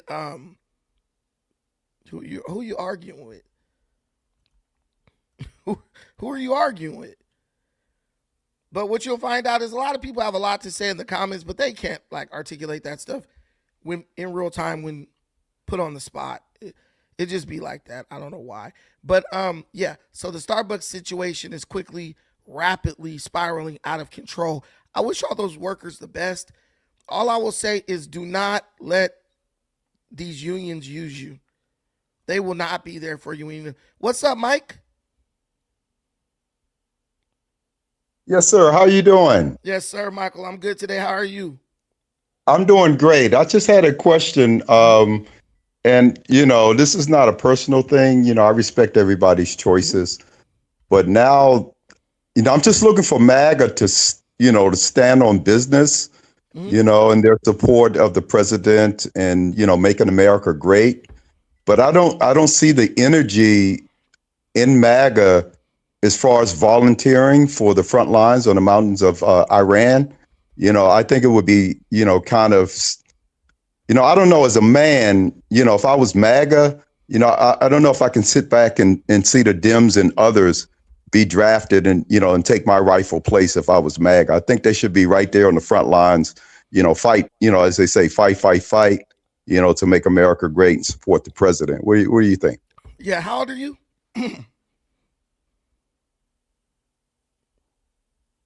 How old are you? Yeah, you say how old am I? Yeah. I guess I would be a senior citizen. Okay, so you're an older guy. I'm 40. I think there's like an age limit for joining the military. When I was younger, I did try to join the military, but the recruiter told me I have like what's called flat feet, and I most likely wouldn't get in. My grandfather served in the Navy, and my father didn't serve. But I think when we get to this age, and I think this is true in even our community, we are more like a monetary support system, right? Once you get to the point where you can make some money, I think your role is now to help with the bankrolling of things. I donate to supportourtroops.org. I donate to a couple of different militaries around the world who support America. And I feel like in that way, I'm doing my part. And I also, support legislation that helps the veterans when they come back. Everyone has a role, and the people who are most effective in that role are the people who should be occupying that role. So am I more combat effective than some spry 18 or 19-year-old who has all the energy in the world, doesn't have a family to think about, and is ready, full of piss and vinegar and ready to go put belt to ass? No. So why would I take the place of that person, which would ultimately make our army less effective? I think when you grow up, right, when you're like not 12 years old anymore, you start thinking in a more mature way, right? And the thing I don't understand is we are grown men, and like when I argue with my wife, I expect these type of arguments because women argue like abject, generalities, right? Men argue based on facts and reality and rational thinking. Okay, well, let me, right. I don't want you to go. I support in that way, right? What I would like to know is what do you do to support whatever it is that you believe in? Okay, you did a lot of gish galloping. Now, when you talk about facts and reality is that they're talking about having a Ukraine-style draft. And in Ukraine, it wasn't the young people, right? I think you're moving the point. You're moving the point. No, I'm not moving the goalpost, why am I not joining up? Okay, sir. The draft, they're talking about a draft, men and women. And in Ukraine, they drafted the mentally and both physically handicapped as well as pregnant women, right? They were snatching 50 to 60 plus year old men off of city buses. So I think that's a lot of excuses. If you're going to cheer for war, then you need to be on the front line, MAGA. So I don't want to hear no excuses, sir. Okay, so, the beauty of this, and I understand you're older than me, so you grew up at a time when no one could actually fact check the stuff you're saying. There's two things you lied about, and I don't know why a grown man needs to lie about anything. One, the United States is not even considering a draft right now at this time. Two, Ukraine never attempted to recruit pregnant women to their army. Now, my question is, why do you feel you need to lie? You a black man, I'm a black man. I'm going to operate with you based in honesty because I respect you.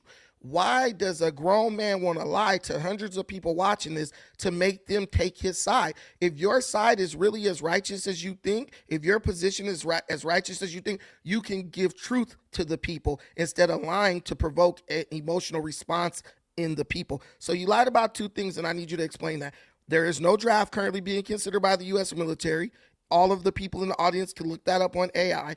Two, Ukraine never recruited pregnant women to fight in their war, and you can also look that up online. And this is why MAGA is superior. We're going to speak the truth. We're going to go based on facts.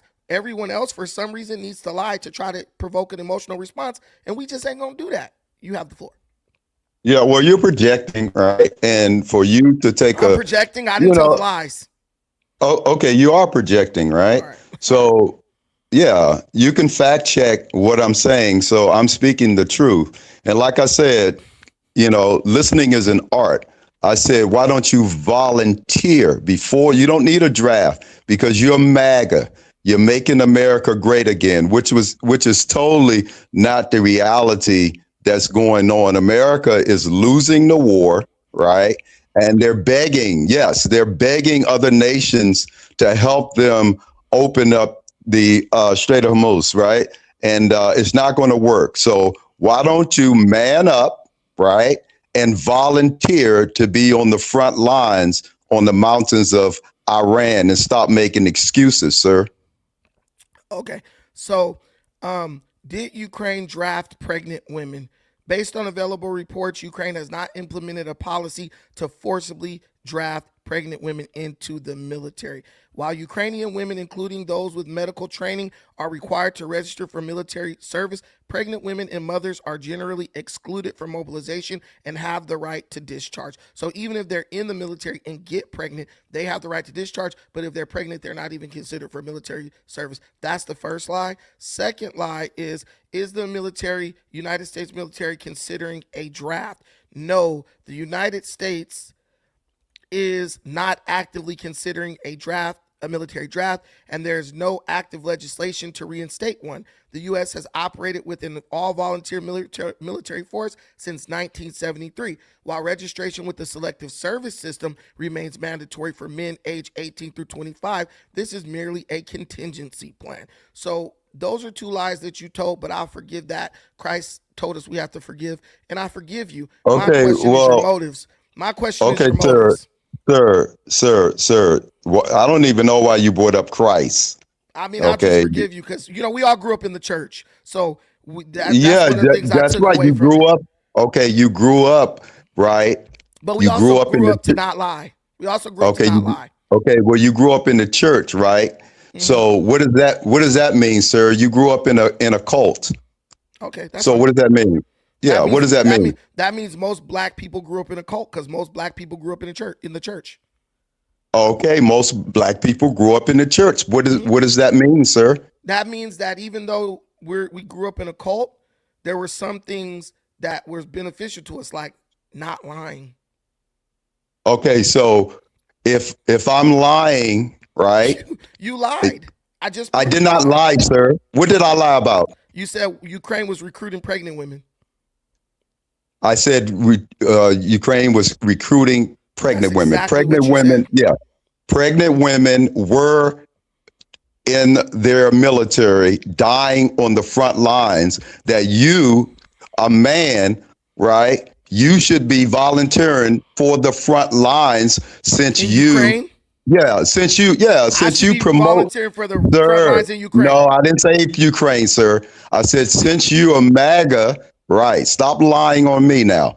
Since you are MAGA and you support the war, right? A war, Iran didn't attack you, did they? No. Crickets. No, I said crickets. No. I said no. Okay. What do you mean crickets? Okay, so why are you over there fighting then if they didn't attack you? Why? I'm not over there fighting.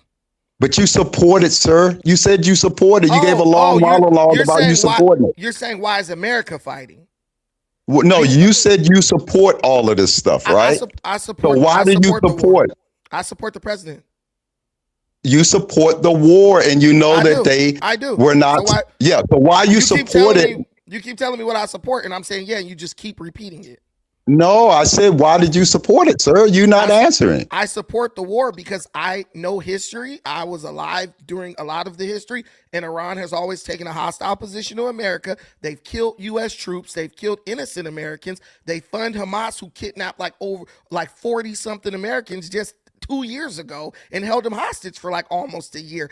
They're responsible for like thousands of roadside bombs that injured and killed like hundreds of American troops. They've literally been doing acts of aggression on America. They should be bombed because they've been killing Americans for decades and we just weren't doing anything about it. That's why. Okay, so you support again. So you support. Okay, no problem. Saying the same thing over and over again. No, I'm not saying the same thing. That's gonna make me kick you out of here. No. Stop repeating. Okay, I know you got a hard on for control. Yeah, whatever. You can't have I know you can't have a conversation because you're keep the conversation flowing. I'm trying to keep it flowing, sir. Now, you said that you support this war, right? And you know that Iran did not attack you. So again, they've been attacking us. They've been they've been attacking. So they've been attacking you. Okay. Well, everything I just said was facts. It wasn't facts, sir. The difference. Okay, so Iran hasn't been killing Americans for decades. I'm asking you a straight up and down question. Iran hasn't been killing Americans for decades. Anyone here can use Google and just say times Iran has directly been responsible for deaths of U.S. troops, and you will get like 20 times where they killed the Marine barracks in Bahrain unprovoked. Iran freaking unprovoked. Iran sent a damn suicide. So why military bases over there, sir? Oh, see, now you're moving the goalposts. Because I'm not moving the goalposts because you said unprovoked. You said unprovoked. Let me answer the question for you. So I'm speaking. I'm not moving the goalposts. Okay. You said unprovoked. So I'm challenging that unprovoked. You asked a question. I'm going to answer it for you. Why are U.S. military bases in the Middle East? Because Middle Eastern countries have requested the United States to come put bases there because they're afraid of Iran. This is a fact. I went to the UAE. I've been to the UAE 3 damn times. One of the things that surprised me when I went there was how many military personnel from the United States were actually staying in the hotel I was in. I started talking to a guy. He was a lieutenant over there. He said, look, I'm not in the military anymore, but they brought me back. I was in the military serving here. They brought me back to help with training.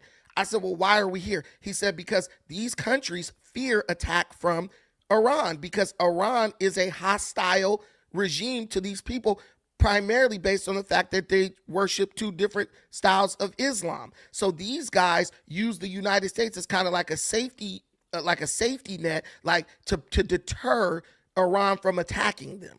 And as you can see right now, when the United States attacked Iran, what did Iran start doing? Iran started attacking those other Muslim countries who didn't even do anything to them. Okay, sir. Listen to what you just said. You said America attacked Iran, right? They did. And so Iran, hold on, because you talk about lie. Hold on, sir. You talk about lying. So they attacked Iran, and Iran attacked U.S. assets in those countries, correct? Yes. Okay, so you just cut yourself right there. Now go ahead. I really didn't even hear what you said, but I just said yes so you could shut up. No, now you're trying to save face. Everybody saw you cut yourself, sir. Okay, what did you say again? The answer's probably still going to be yes, but what did you say again? I was drinking my coffee. What was that last part that I said yes to? It's no last part. You said the truth and everybody heard it. Okay, so stop trying to save face and go to the next line. If everyone heard it, just repeat what you said. I want to hear what you said. Just go to the next line so we can cut that. I don't get what you're talking about, but okay. You win.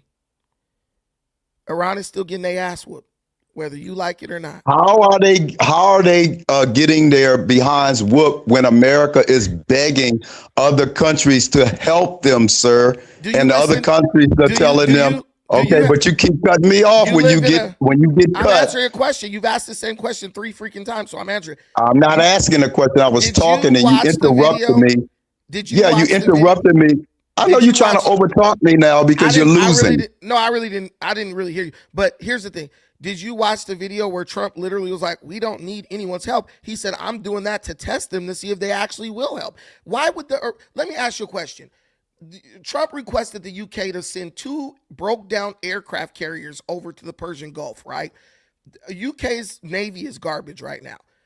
They only have 2 working aircraft carriers. The United States has 11 aircraft carriers. We used only 2 to beat the crap out of Iran. Then we requested that a 3rd one come. If we have 11 aircraft carriers, why would we need aircraft carriers from the British? We don't. But we're trying to see if we should keep on funding NATO, because if the NATO countries don't come when we request, then they need to be cut off from United States funding. Trump is smarter than you. He knows how to run the country and is more qualified than you. So when you ask, it just shows a lack of comprehension and rational thinking ability on your part, not ours. And Trump said that. He said, I'm just kind of doing it to test them to see if they're going to come when we call. France is about to go over there because France wants to keep on getting money from the United States. So if you're paying for someone to come do something when you request, they should come when you call them. And if they don't come when you call them, get their ass out of here. Straight up. Okay, since you want to be Trump's water boy and his spokesman. I don't know about that. Be respectful. Oh, yeah. I Trump never disrespected you. Trump, right, started Operation Warp Speed, right? Did you quarantine during COVID and take all of your shots and all of your boosters, sir? No.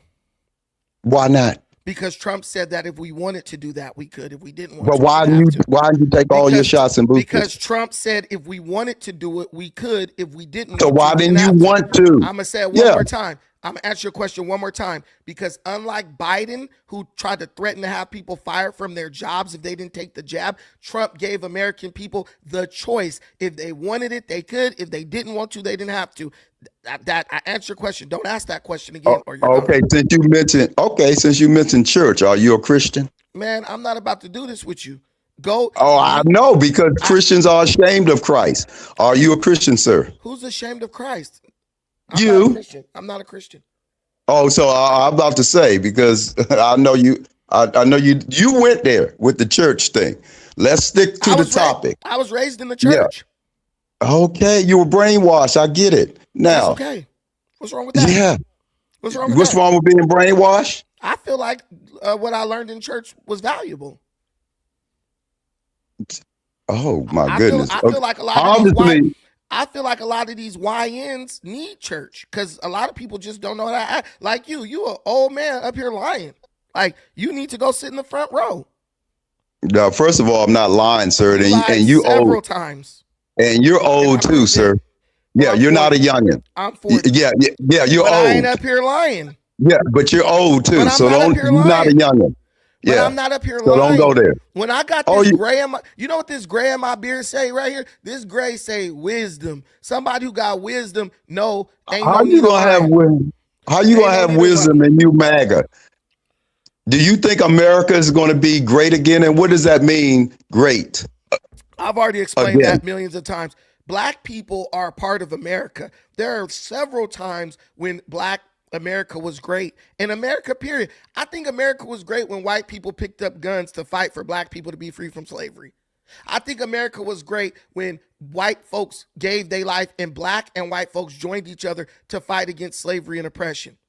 I think America was great when when we got together with other countries to go save Jewish people from Hitler and the Germans exterminated them in concentration camps. Okay, can I stop you? I think America was great during the Harlem Renaissance when Black people, Black artists were leading. They were the vanguard of artistry in the whole world.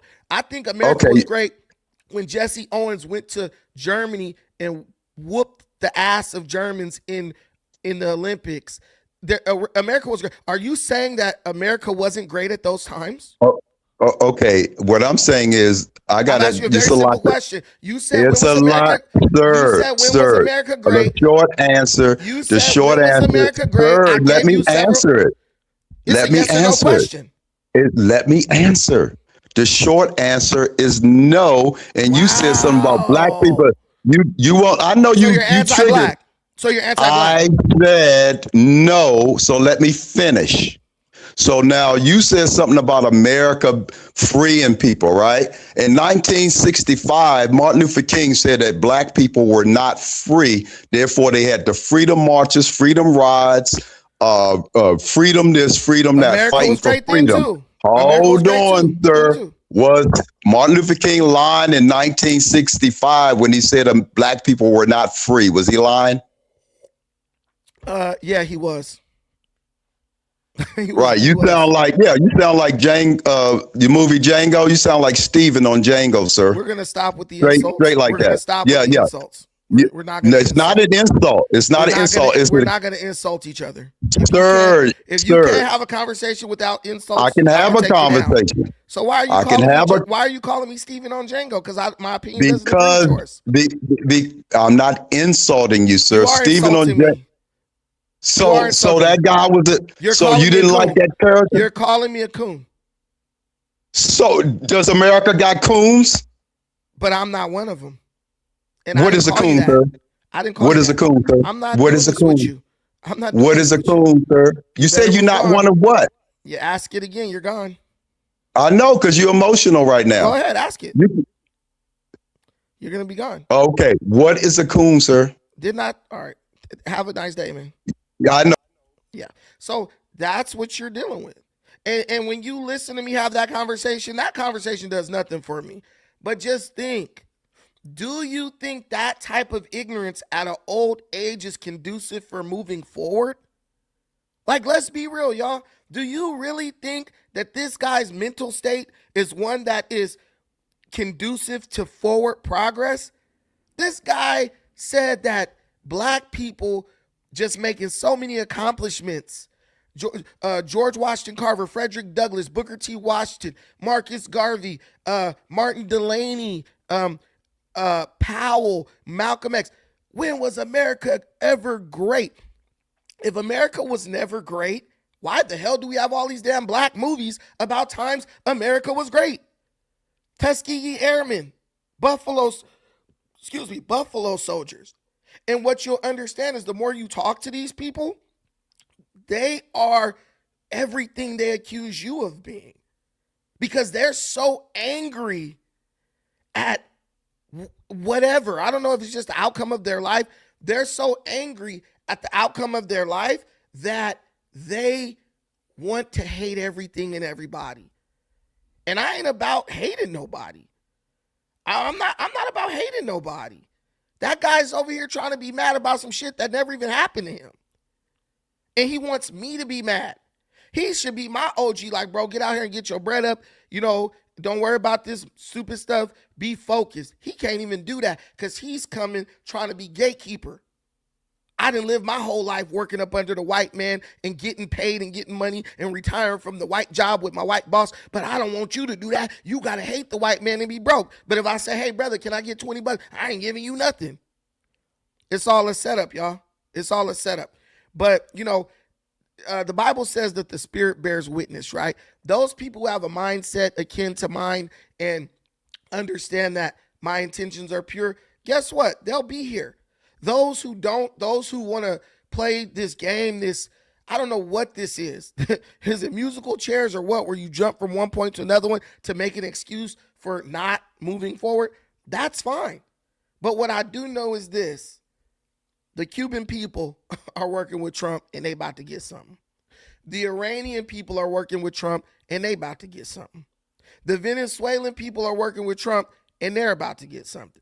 But I know the black people majority are not working with Trump, and you know what they're going to get? They're going to get what they've been getting. Nothing. It is about money, baby. They're going to get nothing. So here's the thing. If being broke, there's this, we gonna go back to the Bible. I want to read this scripture for y'all.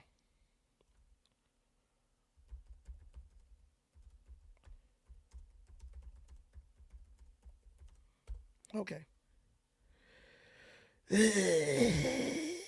Yeah, we're going to the Bible. And I use the Bible because I know that it's something familiar to a lot of black people because we all pretty much grew up in the church. I'm going to show you something that's real cool, right? Because something's got to give and something's got to change with us. And if we don't change, the outcome will never change. What we go through will never change. So there was this guy in the Bible named Elijah. And he believed himself to be the last worshiper of the true God on earth. And he was confronted by all these prophets from another deity called Baal. And they joined him on Mount Carmel to have a test, basically to see whose God was real and whose God was fake, right? And it was 400 prophets of Baal or Baal, and it was just one prophet for Jehovah, which was Elijah. So one prophet versus 450 prophets of Baal and 400 prophets of the sacred pole, right? So one man against 800. And there was thousands of people, all the people from the kingdom gathered around to see which God was the true one, right? They wanted to know, right? It was like a Pokemon battle between Canaanite deities. And so Elijah, before everything went down, he basically was like, before we even do any magic and get our gods to do anything, I want to say something to the people. And Elijah approached the people and he said something very simple. He said, how long will you be limping between two different opinions? And in Hebrew, that phrase, limping upon two different opinions, it basically translates to how long will you keep trying to walk in two different directions at once? And anyone who knows what happens when you try to go in two different directions at once, you know that you get nowhere. Trying to go two different ways at one time, you make no progress, right? So he challenged the people. You're going to have to make a choice. Stop trying to go two different ways at one time. Stop trying to limp on two different opinions. Stop existing in cognitive dissonance, because that's what that literally is. So Elijah then said to the people, I am the only prophet of Jehovah left, while the prophets of Baal are 450 men. He said, if Jehovah is the true God, follow him. If Baal is, follow him. And you know what the people said? They didn't say shit. They didn't say anything, right? Because they were paralyzed by their indecisiveness. This channel basically challenges black people and people, period, American people, period. We issue the same challenge. If you think the Democrat way of doing everything is the right way, well, go do that. If you think the conservative way is the right way to do it, go do that. If you think we should find common ground so we can move forward together, do that. But what you should never do is try to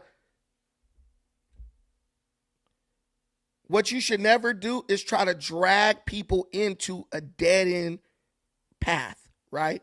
A path that goes nowhere.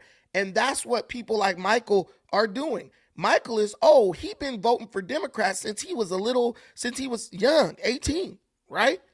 What has he gotten in return for it? So now that a younger man, not a young man, but a younger man is like, I'm going to do something different. He's angry at me because I don't want to waste my time in my life the way he wasted his time in his life. And instead of just acknowledging, I was going the wrong way and charting a new course and going in a different direction, instead he wants to come through and shame me for refusing to make the same mistakes that he made. I realize in my mind, I can vote Democrat today and vote Republican tomorrow. I can vote Republican tomorrow and vote Democrat the next day. That's the freedom of choice. He's mad at me because he's a slave to the Democrat Party.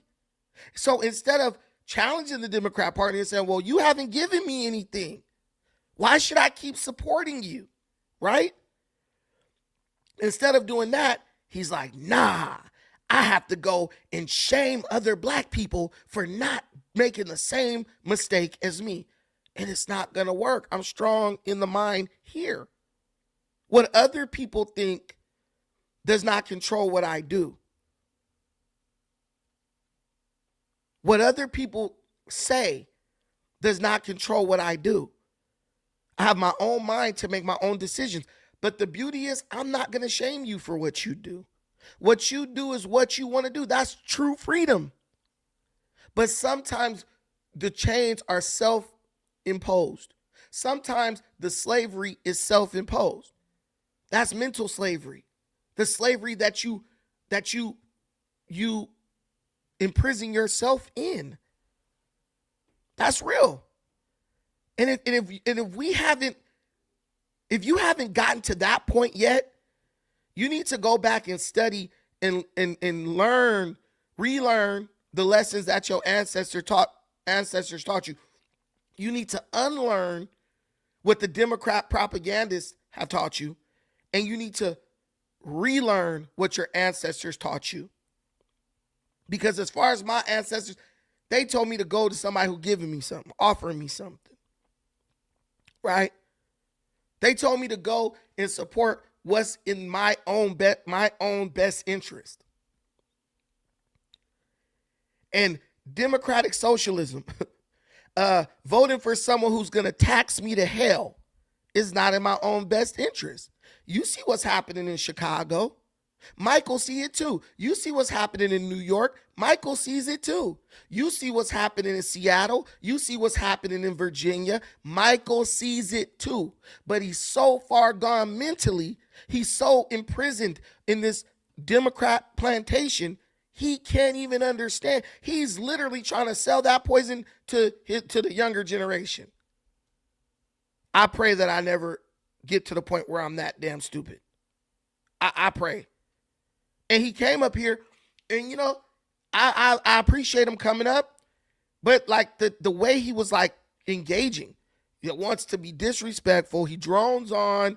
I'm like, dude, this dude, he ain't up here to make a point. He's up here to try to like discredit me. You can't discredit me because I'm just gonna be honest about the way I feel. And sometimes the honesty is that's what you deserve. Right? You go in a lot of places on the internet and get lied to. Let this be the one place. Let this be the one little lily pad that you could jump on and get some honesty for a change. But thank you guys all for watching this. I appreciate everything you do for me in this channel. Shout out to everybody who contributed to the stream. It's always a blessing to get together with you guys. And I guess we'll just be here tomorrow at 12 for another topic. So if you got, 12 PST, Pacific Standard Time, or PDT, because that's what it actually changed to. But we're still using PST. I'll see you guys next time. Wait, who came to the stage? Laughing like I have to take this because this is my brother. What's up, my brother? Mic check. Can you hear me? Mm-hmm. Okay. Loud and clear. Yeah, man. I tried to come in a little bit earlier. I was surprised not many people came up, man. Just one person came up. But I just wanted to ask you a quick question about the conflict in Iraq. What is your honest opinion? Because I'm kind of conflicted about it, no pun intended. I think that it was something that should have been done a long time ago. And Trump is just the president who's like, I'm done with this crap. We're gonna get cracking on these dudes. Like, Iran's been killing a lot of Americans. But what a lot of people do is, because it's like out of sight, out of mind, right? So most Americans don't pay attention to war after a couple of weeks. Nobody is thinking about the Ukraine war. They did a poll. How many Americans are worried about the war in Iran? 84% of Americans were like, we don't care, basically. So like 20% care about what's going on. So during that whole time, while we were in Afghanistan and in Iraq, people weren't paying attention, but Iran was killing U.S. troops. Thousands of them. People didn't know that because nobody they know was dying. And Iran got away with that. And what Obama and Biden did was they basically tried to bribe Iran to stop killing U.S. troops and to stop funding and training terrorists who were killing U.S. troops. Well, Trump was like, I'm not bribing you guys. You guys keep screaming death to America. You guys keep enriching. You guys continue to enrich uranium. You won't let the UN inspectors come in to inspect the nuclear enrichment facilities. They've been blocking them since 2018, trying to play clever games, moving the uranium around. Oh, you can inspect Fordo, but you can't go inspect this other place.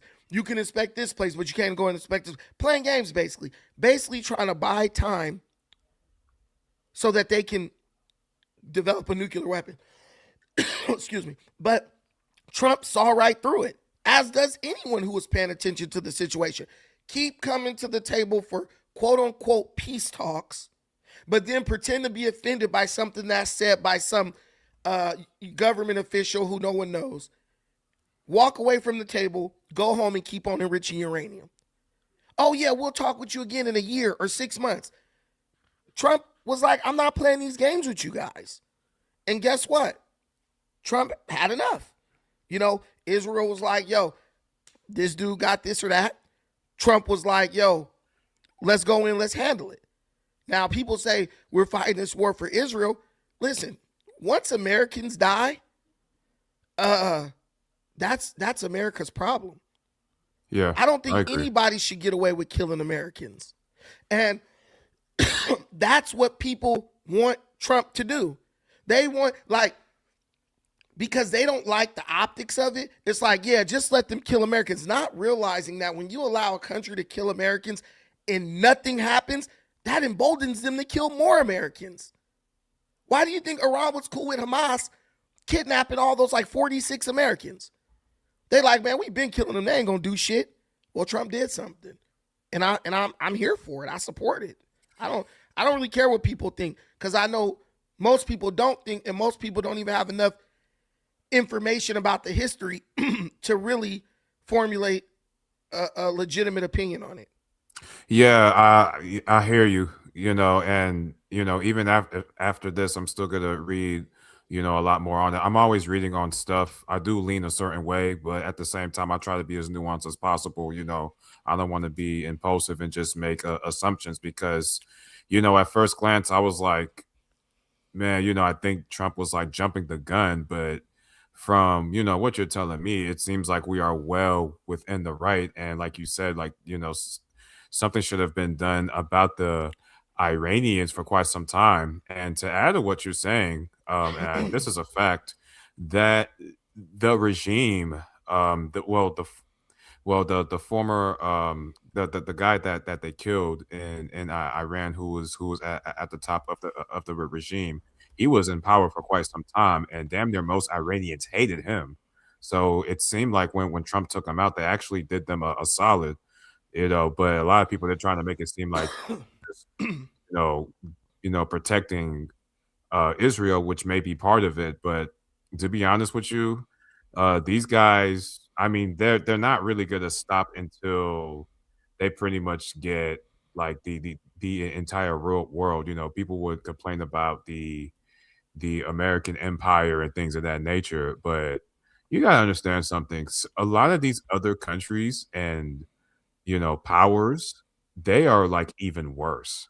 So it's like kind of like pick your poison. Like no country's perfect. Would you rather a place like the US be the big brother of the world, or would you rather have somebody like, let's say, maybe China or Russia? No matter who it is, we be complaining. Soon as Americans get an oppressive regime, you've seen what happened when Americans just travel and things aren't the way they want it to be. They start flipping out. So what do you think they're going to do if one of these countries takes over the world? We'll probably all end up dead, because we ain't going to just accept whatever. But tell me if you think this is right. I typed in, how much money did Biden give Iran? $6 billion for a hostage deal. Iran had 5 American citizens held hostage. The U.S. issued a waiver to transfer $6 billion of frozen Iranian assets from South Korea to banks in Qatar. Now think about this, bro.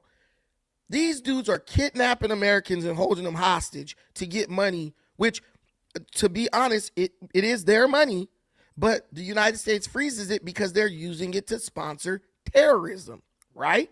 And if you don't believe that's true, immediately after Biden gave them this $6 billion of frozen Iranian assets, the very next, I believe this was like October the year before or August in 2023.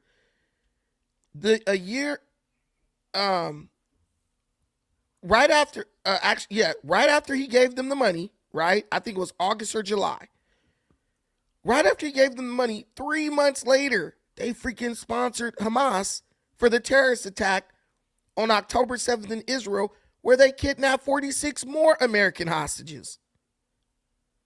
So we give them money. They broke. We give them money.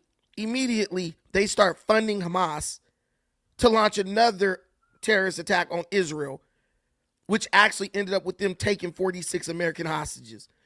Bro, no one can question whether or not Iran is funding terrorism. The dates, they just line up too perfectly. We gave you money. 3 months later, Hamas, which hadn't done shit for 5 years, is all of a sudden back active and kidnapping and going into Israel, taking hostages from a concert. So they're doing things to Americans. 5 Americans got kidnapped in 2023. 46 Americans got kidnapped a total of 50-something Americans got kidnapped by Iran in 2023. You're telling me that they didn't do anything to us? And there was no outrage. I don't recall any outrage. Because they don't know, because they don't pay attention to it. They really don't care, actually. A lot of people just in their feelings. Show me where the U.S. kidnapped 50-something Iranians. It didn't happen. But you're going to tell me that when I travel the world, I got to look over my shoulder because I hope Iran don't do nothing and then kidnap a bunch of Americans. I got to look over my shoulder because some idiot wants to get in his feelings. Hell no. They deserve to get bombed. They've been deserved to get bombed. If anything, the United States was giving them a chance. And they didn't want the chance. Brandon, I was watching videos of Iranians in the UK celebrating when that guy got blasted. So that should tell you something. I mean, that should tell you a lot, to be honest with you. And I just hate that, we have to go into this war because it's going to cost us, I mean, obviously the lives being lost is the worst thing, but also from an economic standpoint, I just hate that it has to happen at this time. But with that being said, I think, what the Biden administration could have done was actually just not throw money at them and instead just threaten them and intimidate them. They didn't have to waste that much money for one. And then another thing is, does Iran, don't get me wrong, I understand we just lost in Afghanistan. Afghanistan was a failure. Yeah, but that was more due to the leadership. If you really do the research on Afghanistan, some of the rules of engagement that Obama put in, there was no way for us to win. We were winning in the beginning, but when Obama got elected, he started making up dumbass rules like, oh, you can't shoot back unless they shoot at you, and if they shoot at you and put their guns down, you can't shoot. Just dumb stuff. A lot of soldiers say like who were injured, they're like, I blame Obama for me losing my limbs. You can't go out on patrols at night. Okay, yeah, those rules were definitely stupid. But with Iran, you got a different president now, though. So you got a president who's gonna let the soldiers fight. He's gonna let the person who's the commander of the military. He's gonna let them command. Obama ain't never fought in no damn war. Why is he telling soldiers how they should fight? That doesn't even make sense. If you never fought in war, you should not be telling soldiers what they can and cannot do. Straight up. So back the hell up. I actually want to play you that because a lot of people compare, what happened in Iraq, what happened in Afghanistan to what's going on in Iran. And a lot of people don't understand that it's a totally different situation, primarily because we have a different president in charge. So let me just let me see if I could. Legs. Hey, can So you my hear first that? deployment in 2007, 2000. Can you hear that? Yeah, I can hear it. Okay, cool. I want you guys to. I want to help everyone understand. Let's learn here a little bit. It's still not too late to help us get our last to help us reach our goal. Our goal is $5 super chats. We need one more to reach our goal. Thank you so much. Listen to what this soldier who lost all his damn limbs had to say. Nate, I was under President Bush. My rules of engagement were to engage with and destroy the enemy, which is my job as infantryman. We were able to root out the bad guys, take away their ability to operate, because we could work at all hours of the day. Our slogan was, "We own the night." So we were allowed to patrol at nighttime. We kept the enemy on their heels. We were able to take them out when we saw them doing things. My second deployment, I was under President Obama, but still with President Bush's policies in place. And my third deployment was under President Obama and his policies that his administration put in place. The rules of engagement had shifted. And so he went 3 times. 2 times he was allowed to just fight, just whoop ass, right? That's when we were winning. Obama, in his second term, is like, he was getting to be more unpopular because people were like tired of Afghanistan, right? They were like, we need to get the hell out of there. So Obama was like, I'm going to change the way the troops can engage with the Taliban. Now watch watch the things this dude changed. And we were only to fire when fired upon. I was not allowed to go out at nighttime. I mean, we had what they call a raid camera, and we could see people up to like a click away, and we would watch them dig and put stuff in the ground. And we could have taken them out with snipers, we could have dropped mortars, we could have went out on a patrol, but because of rules of engagement, we were not allowed to.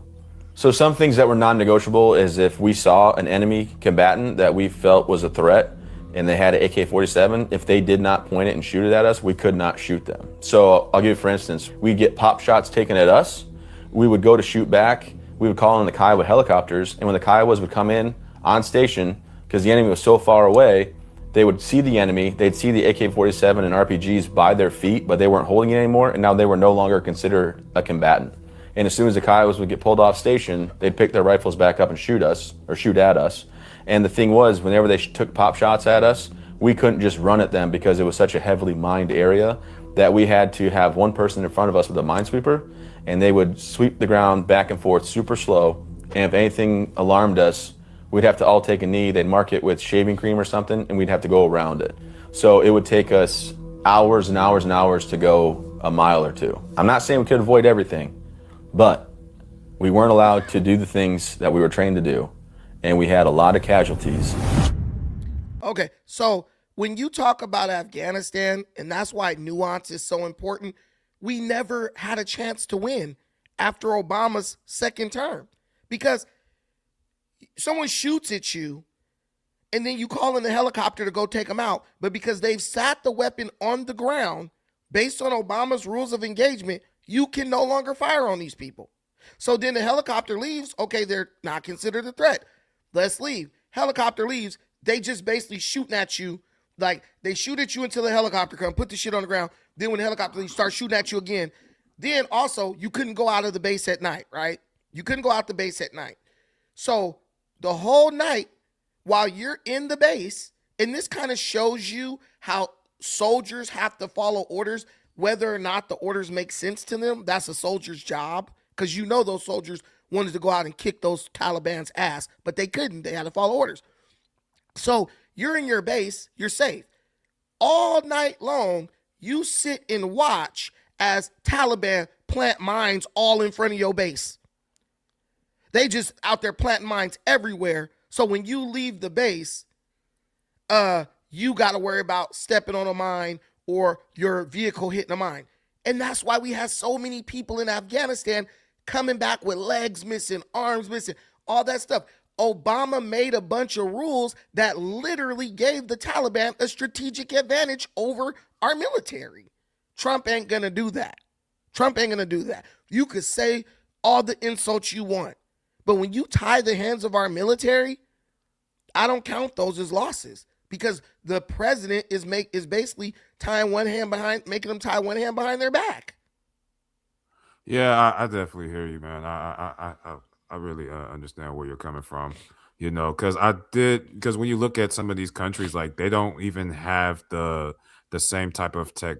Like their technology doesn't even match up to ours. So it's like, how the hell did we lose? But when you really read the fine print and see all of the policies that was made, then you would understand like how we actually lost, because we probably should have won Afghanistan. But I was thinking that, you know, it might have had something to do with, you know, logistics or things of that nature. But when you brought that up, and I did hear that, honestly, like I just actually learned about that recently, that Obama did put some bad policies in place, you know, regarding that war.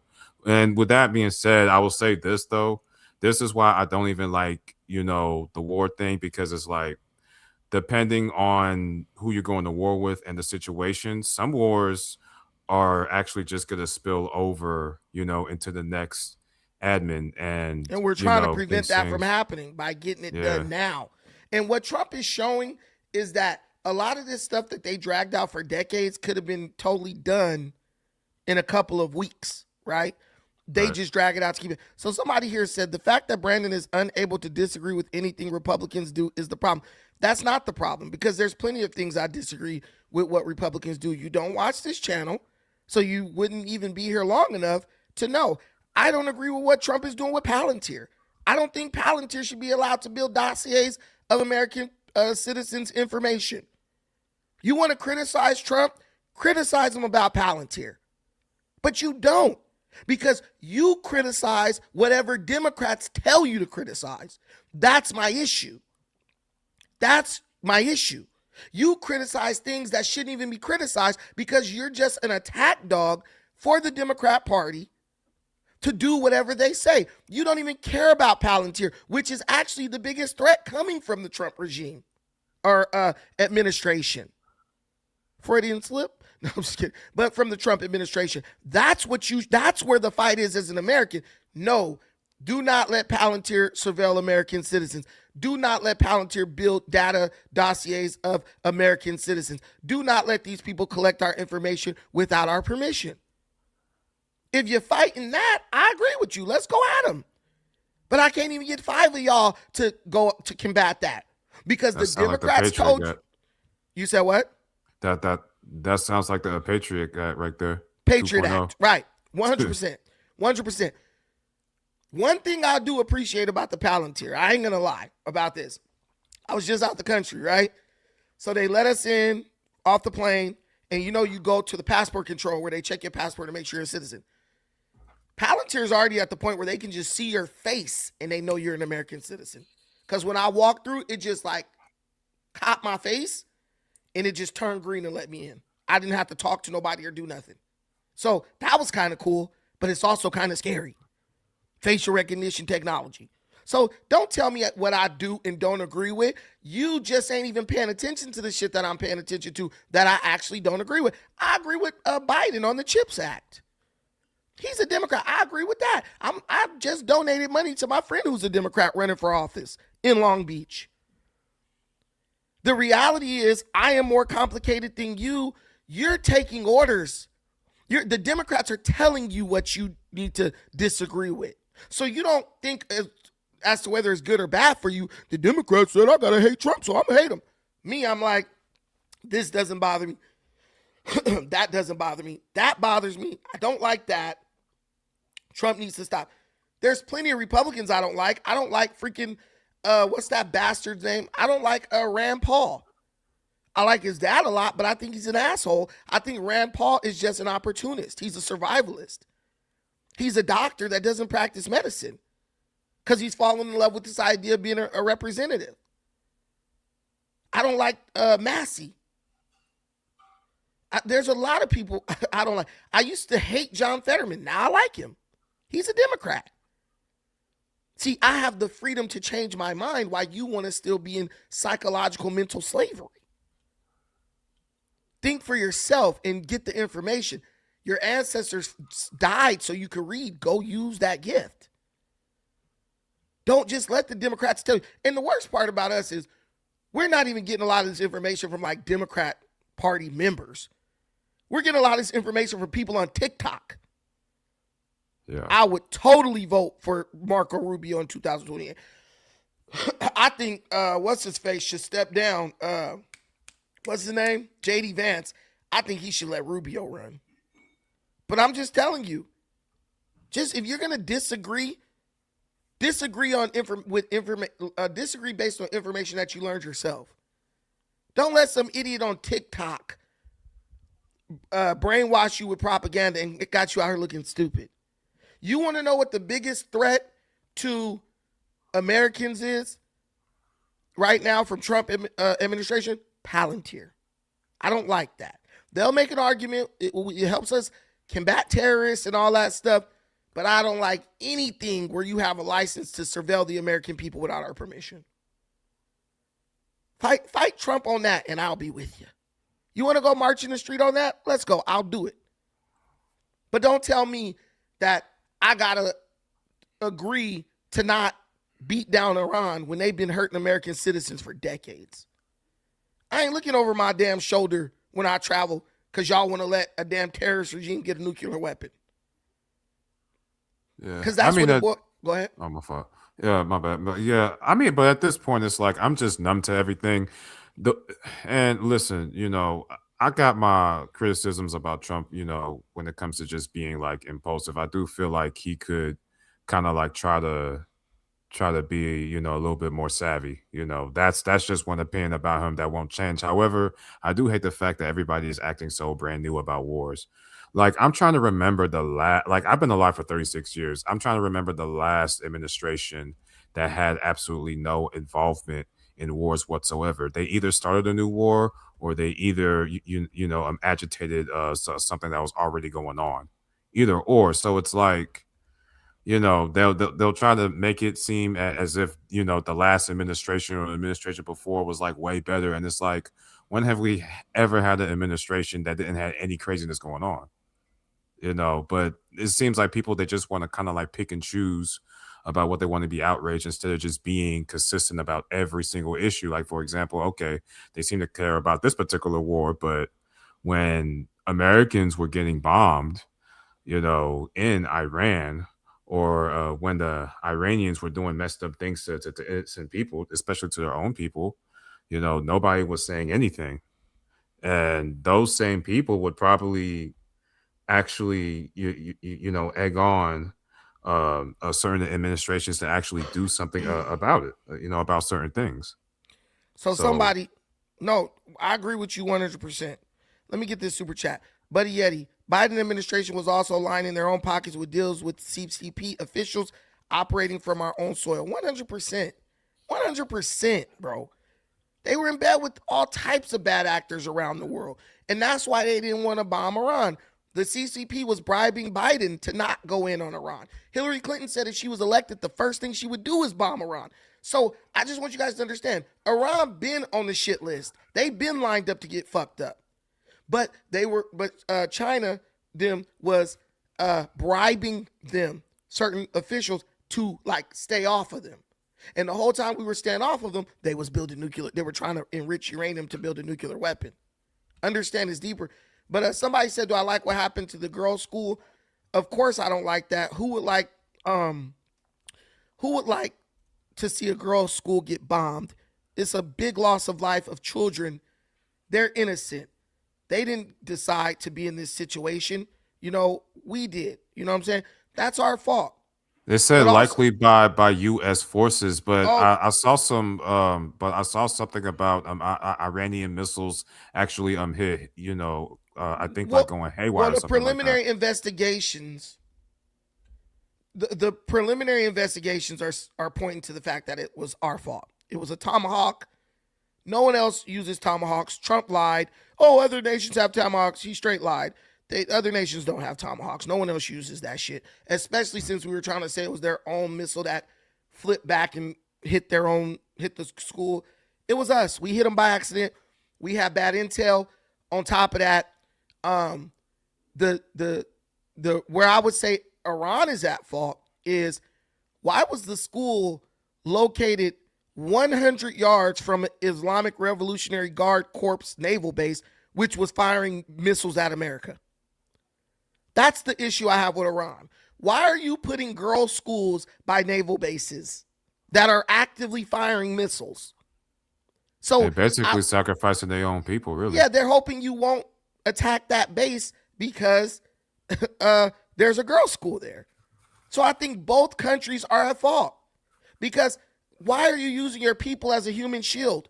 And that's what makes me think that they did kill the 35,000 protesters because it's clear that the IRGC don't give a fuck about the people of Iran. There is no way I am going to put a naval base that's actively shooting missiles next to a girls' school. And then the cold part is it's a naval base, but it ain't nowhere near the water. No, we don't do the same thing in the United States. No, we do not. We don't. Stop with that crap. Yo bigot money. Yo boy got money. We do not do that. There are no damn military bases that's right next to a school. Well, maybe there are. I don't know. But I know that those bases are not going to be launching missiles out. We can Google this. I'm sure there is one.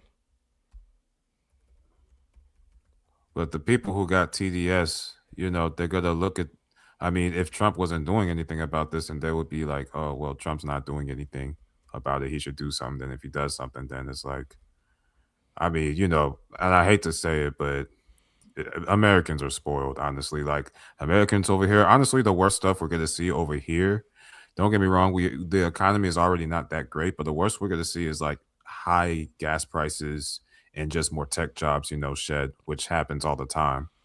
But there's people over there getting bombed. So we do put military bases. Yeah, we got schools, K through 12s, literally on military bases. So if they get hit, if the bases get attacked during war, that could happen. But what I think the United States has the sense to do is say, well, we're at war. The enemy is bombing us. So we need to evacuate those areas, right? Why were the girls still at the school when active bombings were going on? That's one thing that kills me. Why would you're getting bombed, bro. Why are those girls at this school? Every civilian should have been told to evacuate that area because there's a chance that they were going to bomb that area because there's a base there. If Iran gets a drone over here and a drone hits a military base, before that drone even get here, you're going to have sirens and shit going off and they're going to be like, evacuate the whole area where that drone is going to hit. So IRGC is still liable too. I think America's liable and I think the IRGC is liable. Why wasn't that area evacuated? That's my thing. Yeah, I don't know about respect stock, but you said, your boy got money. You said that we put schools on bases and next to bases. I just confirmed what you said. You can't win with these people. You can't win with these people. I said you were telling the truth, but I'm still saying United States is evacuating bases and all that because what happened in Bahrain? What happened to all the bases around that Iran could reach? The United States evacuated the bases. Am I wrong, laughing like socket? They did evacuate.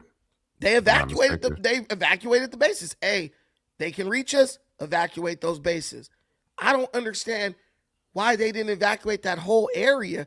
First, you got a military base sitting in the middle of a neighborhood. Two, you're actively exchanging fire with the United States. You got to evacuate the whole area. No one should be within like 30 miles or 20 miles of that place because it's a chance that they could hit one building and the building shrapnel blast into another building. I'm just saying, I already said United States is accountable. That's our fault, but I also believe some of the blame rests on the IRGC. But if I have a problem with what the United States did, 160 girls, I also have to have a problem with the 35,000 people Iran killed for protesting about the economy, man. That 35,000. They killed 35,000 and they don't care. They don't care. That's what kills me. You're going to tell me you care about 160 but don't care about 35,000. That's where the respect drops. When you tell me I care about the 160 girls, but I don't care about the 35,000 Iranians who got killed, 35,000 is way more than 160. But no, I promise you, my conscience is good. I don't lose a wink of sleep over any of this. It's war. People die. Yeah, man, this war, bro. Man. And I personally would hate if it was my kid. I would hate if it was my kid, but it's not. I'm just, you guys be mad at me because I'm honest with you. That's what I'm saying. You're mad at me because I'm honest with you. Yeah, you care. Oh, we care, but you don't bring it up. You're not bringing it up. You don't bring up the 35,000 people they killed. Dude, if Trump killed even 10 people for protesting the economy, I would freaking be done with the Trump administration. If people were like, we're protesting the economy, and they were just peacefully protesting, and Trump was like, got the army and like, go lay them down, yeah, it would be done at that point. All you guys, if you care about Renee Good, one person, you should be totally done with you should be at the point where you like, get him out. Because when Renee Good died, you guys were like, Trump should be impeached, right? Weren't they saying that? They would say that. So when the 35,000 people died, shouldn't you have been like, yeah, we got to get the Ayatollah out of there? He's tripping. No, they didn't say that. No, they wasn't going to say that. But you got any final thoughts? I'm about to get out of here. We had a lot of people watching earlier, 300. Damn. Yeah, I don't know what the hell happened. But, you know, all thing I got to say is when you go too long, like when you go a while, people drop off because most people don't want to stay a long time on one stream. Oh yeah, true. But yeah, man, I just hope that, you know, that Trump is able to nip this in the bud, and, you know, if it spills over to the next administration, which it likely will, honestly, hopefully they will just kind of like get a hold on these guys, to be honest with you, because I personally don't want Iran to get any type of serious power. Like, I really do not. And if we have to seize them, you know, make them like a damn U.S. territory or something like that, then Jesus, Lord, like, just do what you got to do. Just let them, you know, get the people back to government and let them decide. And if they appoint another oppressive regime, you know, no one elected the Ayatollah. He just came in and took power and then like slaughtered a bunch of people who tried to oppose him. So he was never voted in. This is crazy right here because it's like we conflate different things. 48,000 killed by guns a year. Is that not protecting citizens? Yeah, but they're killed by other citizens. They're not killed by the government. That's the difference. The government didn't say, "Hey, go kill 48,000 people." You try to use one stat to basically justify another stat. Oh, the United States American citizens killing other American citizens is worse than the government of Iran ordering the military to kill 35,000 people for protesting about the economy because they're pissed. That's not the same thing, you know. And I don't get why you guys think you're gonna like convince people who support Trump or whatever with those type of arguments. Those arguments don't even add up because all it strikes me as is you're a person who wants to get rid of guns, and ain't nobody gonna vote to get rid of guns. No one's going to vote to get rid of guns because every time a country takes away guns, guess what? Abuses start. Abuses start to go out of control. That's the first thing Hitler did. Took the guns. That's the first thing he did. Then he started rounding people up. Under Trump, and it's so crazy because it's like they say Trump's a dictator. He's going to do this and do that. Why would you want to give up your guns while you're living under a dictator who's trying to be a king and who will do all this to you? See, it doesn't add up. Like, I don't know if it's their lack of critical thinking skills or the fact that I'm just like critically thinking about everything, but nah. Why would you give up your guns under Trump? And you think Trump is an evil dictator? He's Hitler. No way. Yeah, I mean, you know, I'm just gonna stay, you know, optimistic, and, you know, just hope that we're able to kind of get a hold of Iran, you know, 100%. And that'll be better for like everybody. But I think people are just being a little bit too, you know, doomsday-ish. It's like it's always been some bullshit, you know. I think people just something. Yeah. But we love the USA. If you love the USA, put your American flag in the comments before we get out of here. If you love the USA, even if you don't like what Trump is doing, if you love your country, put an American flag in the chat, man. We got to support. We still got to show love for our country, man. You might not like what a certain person is doing, but man, listen. This is what we got, and we gotta make it work. Trump gonna be gone in 3 years, so I wouldn't even be tripping about it that hard. But he's done. This is his last term. Unless he runs again. Man, that nigga, he about to die in office, though. I know. Yeah. No, I promise you, I have a strong feeling Trump ain't making it out of office, bro. I'm not even gonna lie to Listen, they'll talk about Biden. Sheesh. We need some fresh blood, man. Yeah, Trump be rambling like a motherfucker, bro. He getting old, man. He be like saying shit twice because he got to make sure that he said the right thing. So Trump is definitely getting old. His signs of age are starting to show, which is inevitable. We all must I put my American flag in the comments. There you go. Y'all some haters. Put your American flag. Hey, I like my American flag. Let's get our American flag. We are still citizens of America, y'all. We're gonna keep loving the country, man. That shit didn't even show up on my thing, but I put it. I pledge allegiance. We need a guy about 40 or 50. Yeah, I think that makes a lot of sense. Just don't make them woke, man. Don't have no person up there talking about transgender people. We see you and all that shit. I think that stuff should be totally removed from the presidential conversation. Get that shit out. But God, hey, look. But hey, thank you for coming up, my brother. I appreciate you. Already, man. Good to be up here. Till next time. Guys, we're going at 12. We're going to go again at 12 tomorrow. It will not be this long, I promise you. We're going to stick to like an hour and a half for my people. But hey, a lot of you guys are at work, so at least I helped y'all get through the work day, huh? Thank y'all for watching this. I appreciate everything you do for me and the channel. Till the next time, take care of yourselves, but most importantly, please take care of each other. Peace.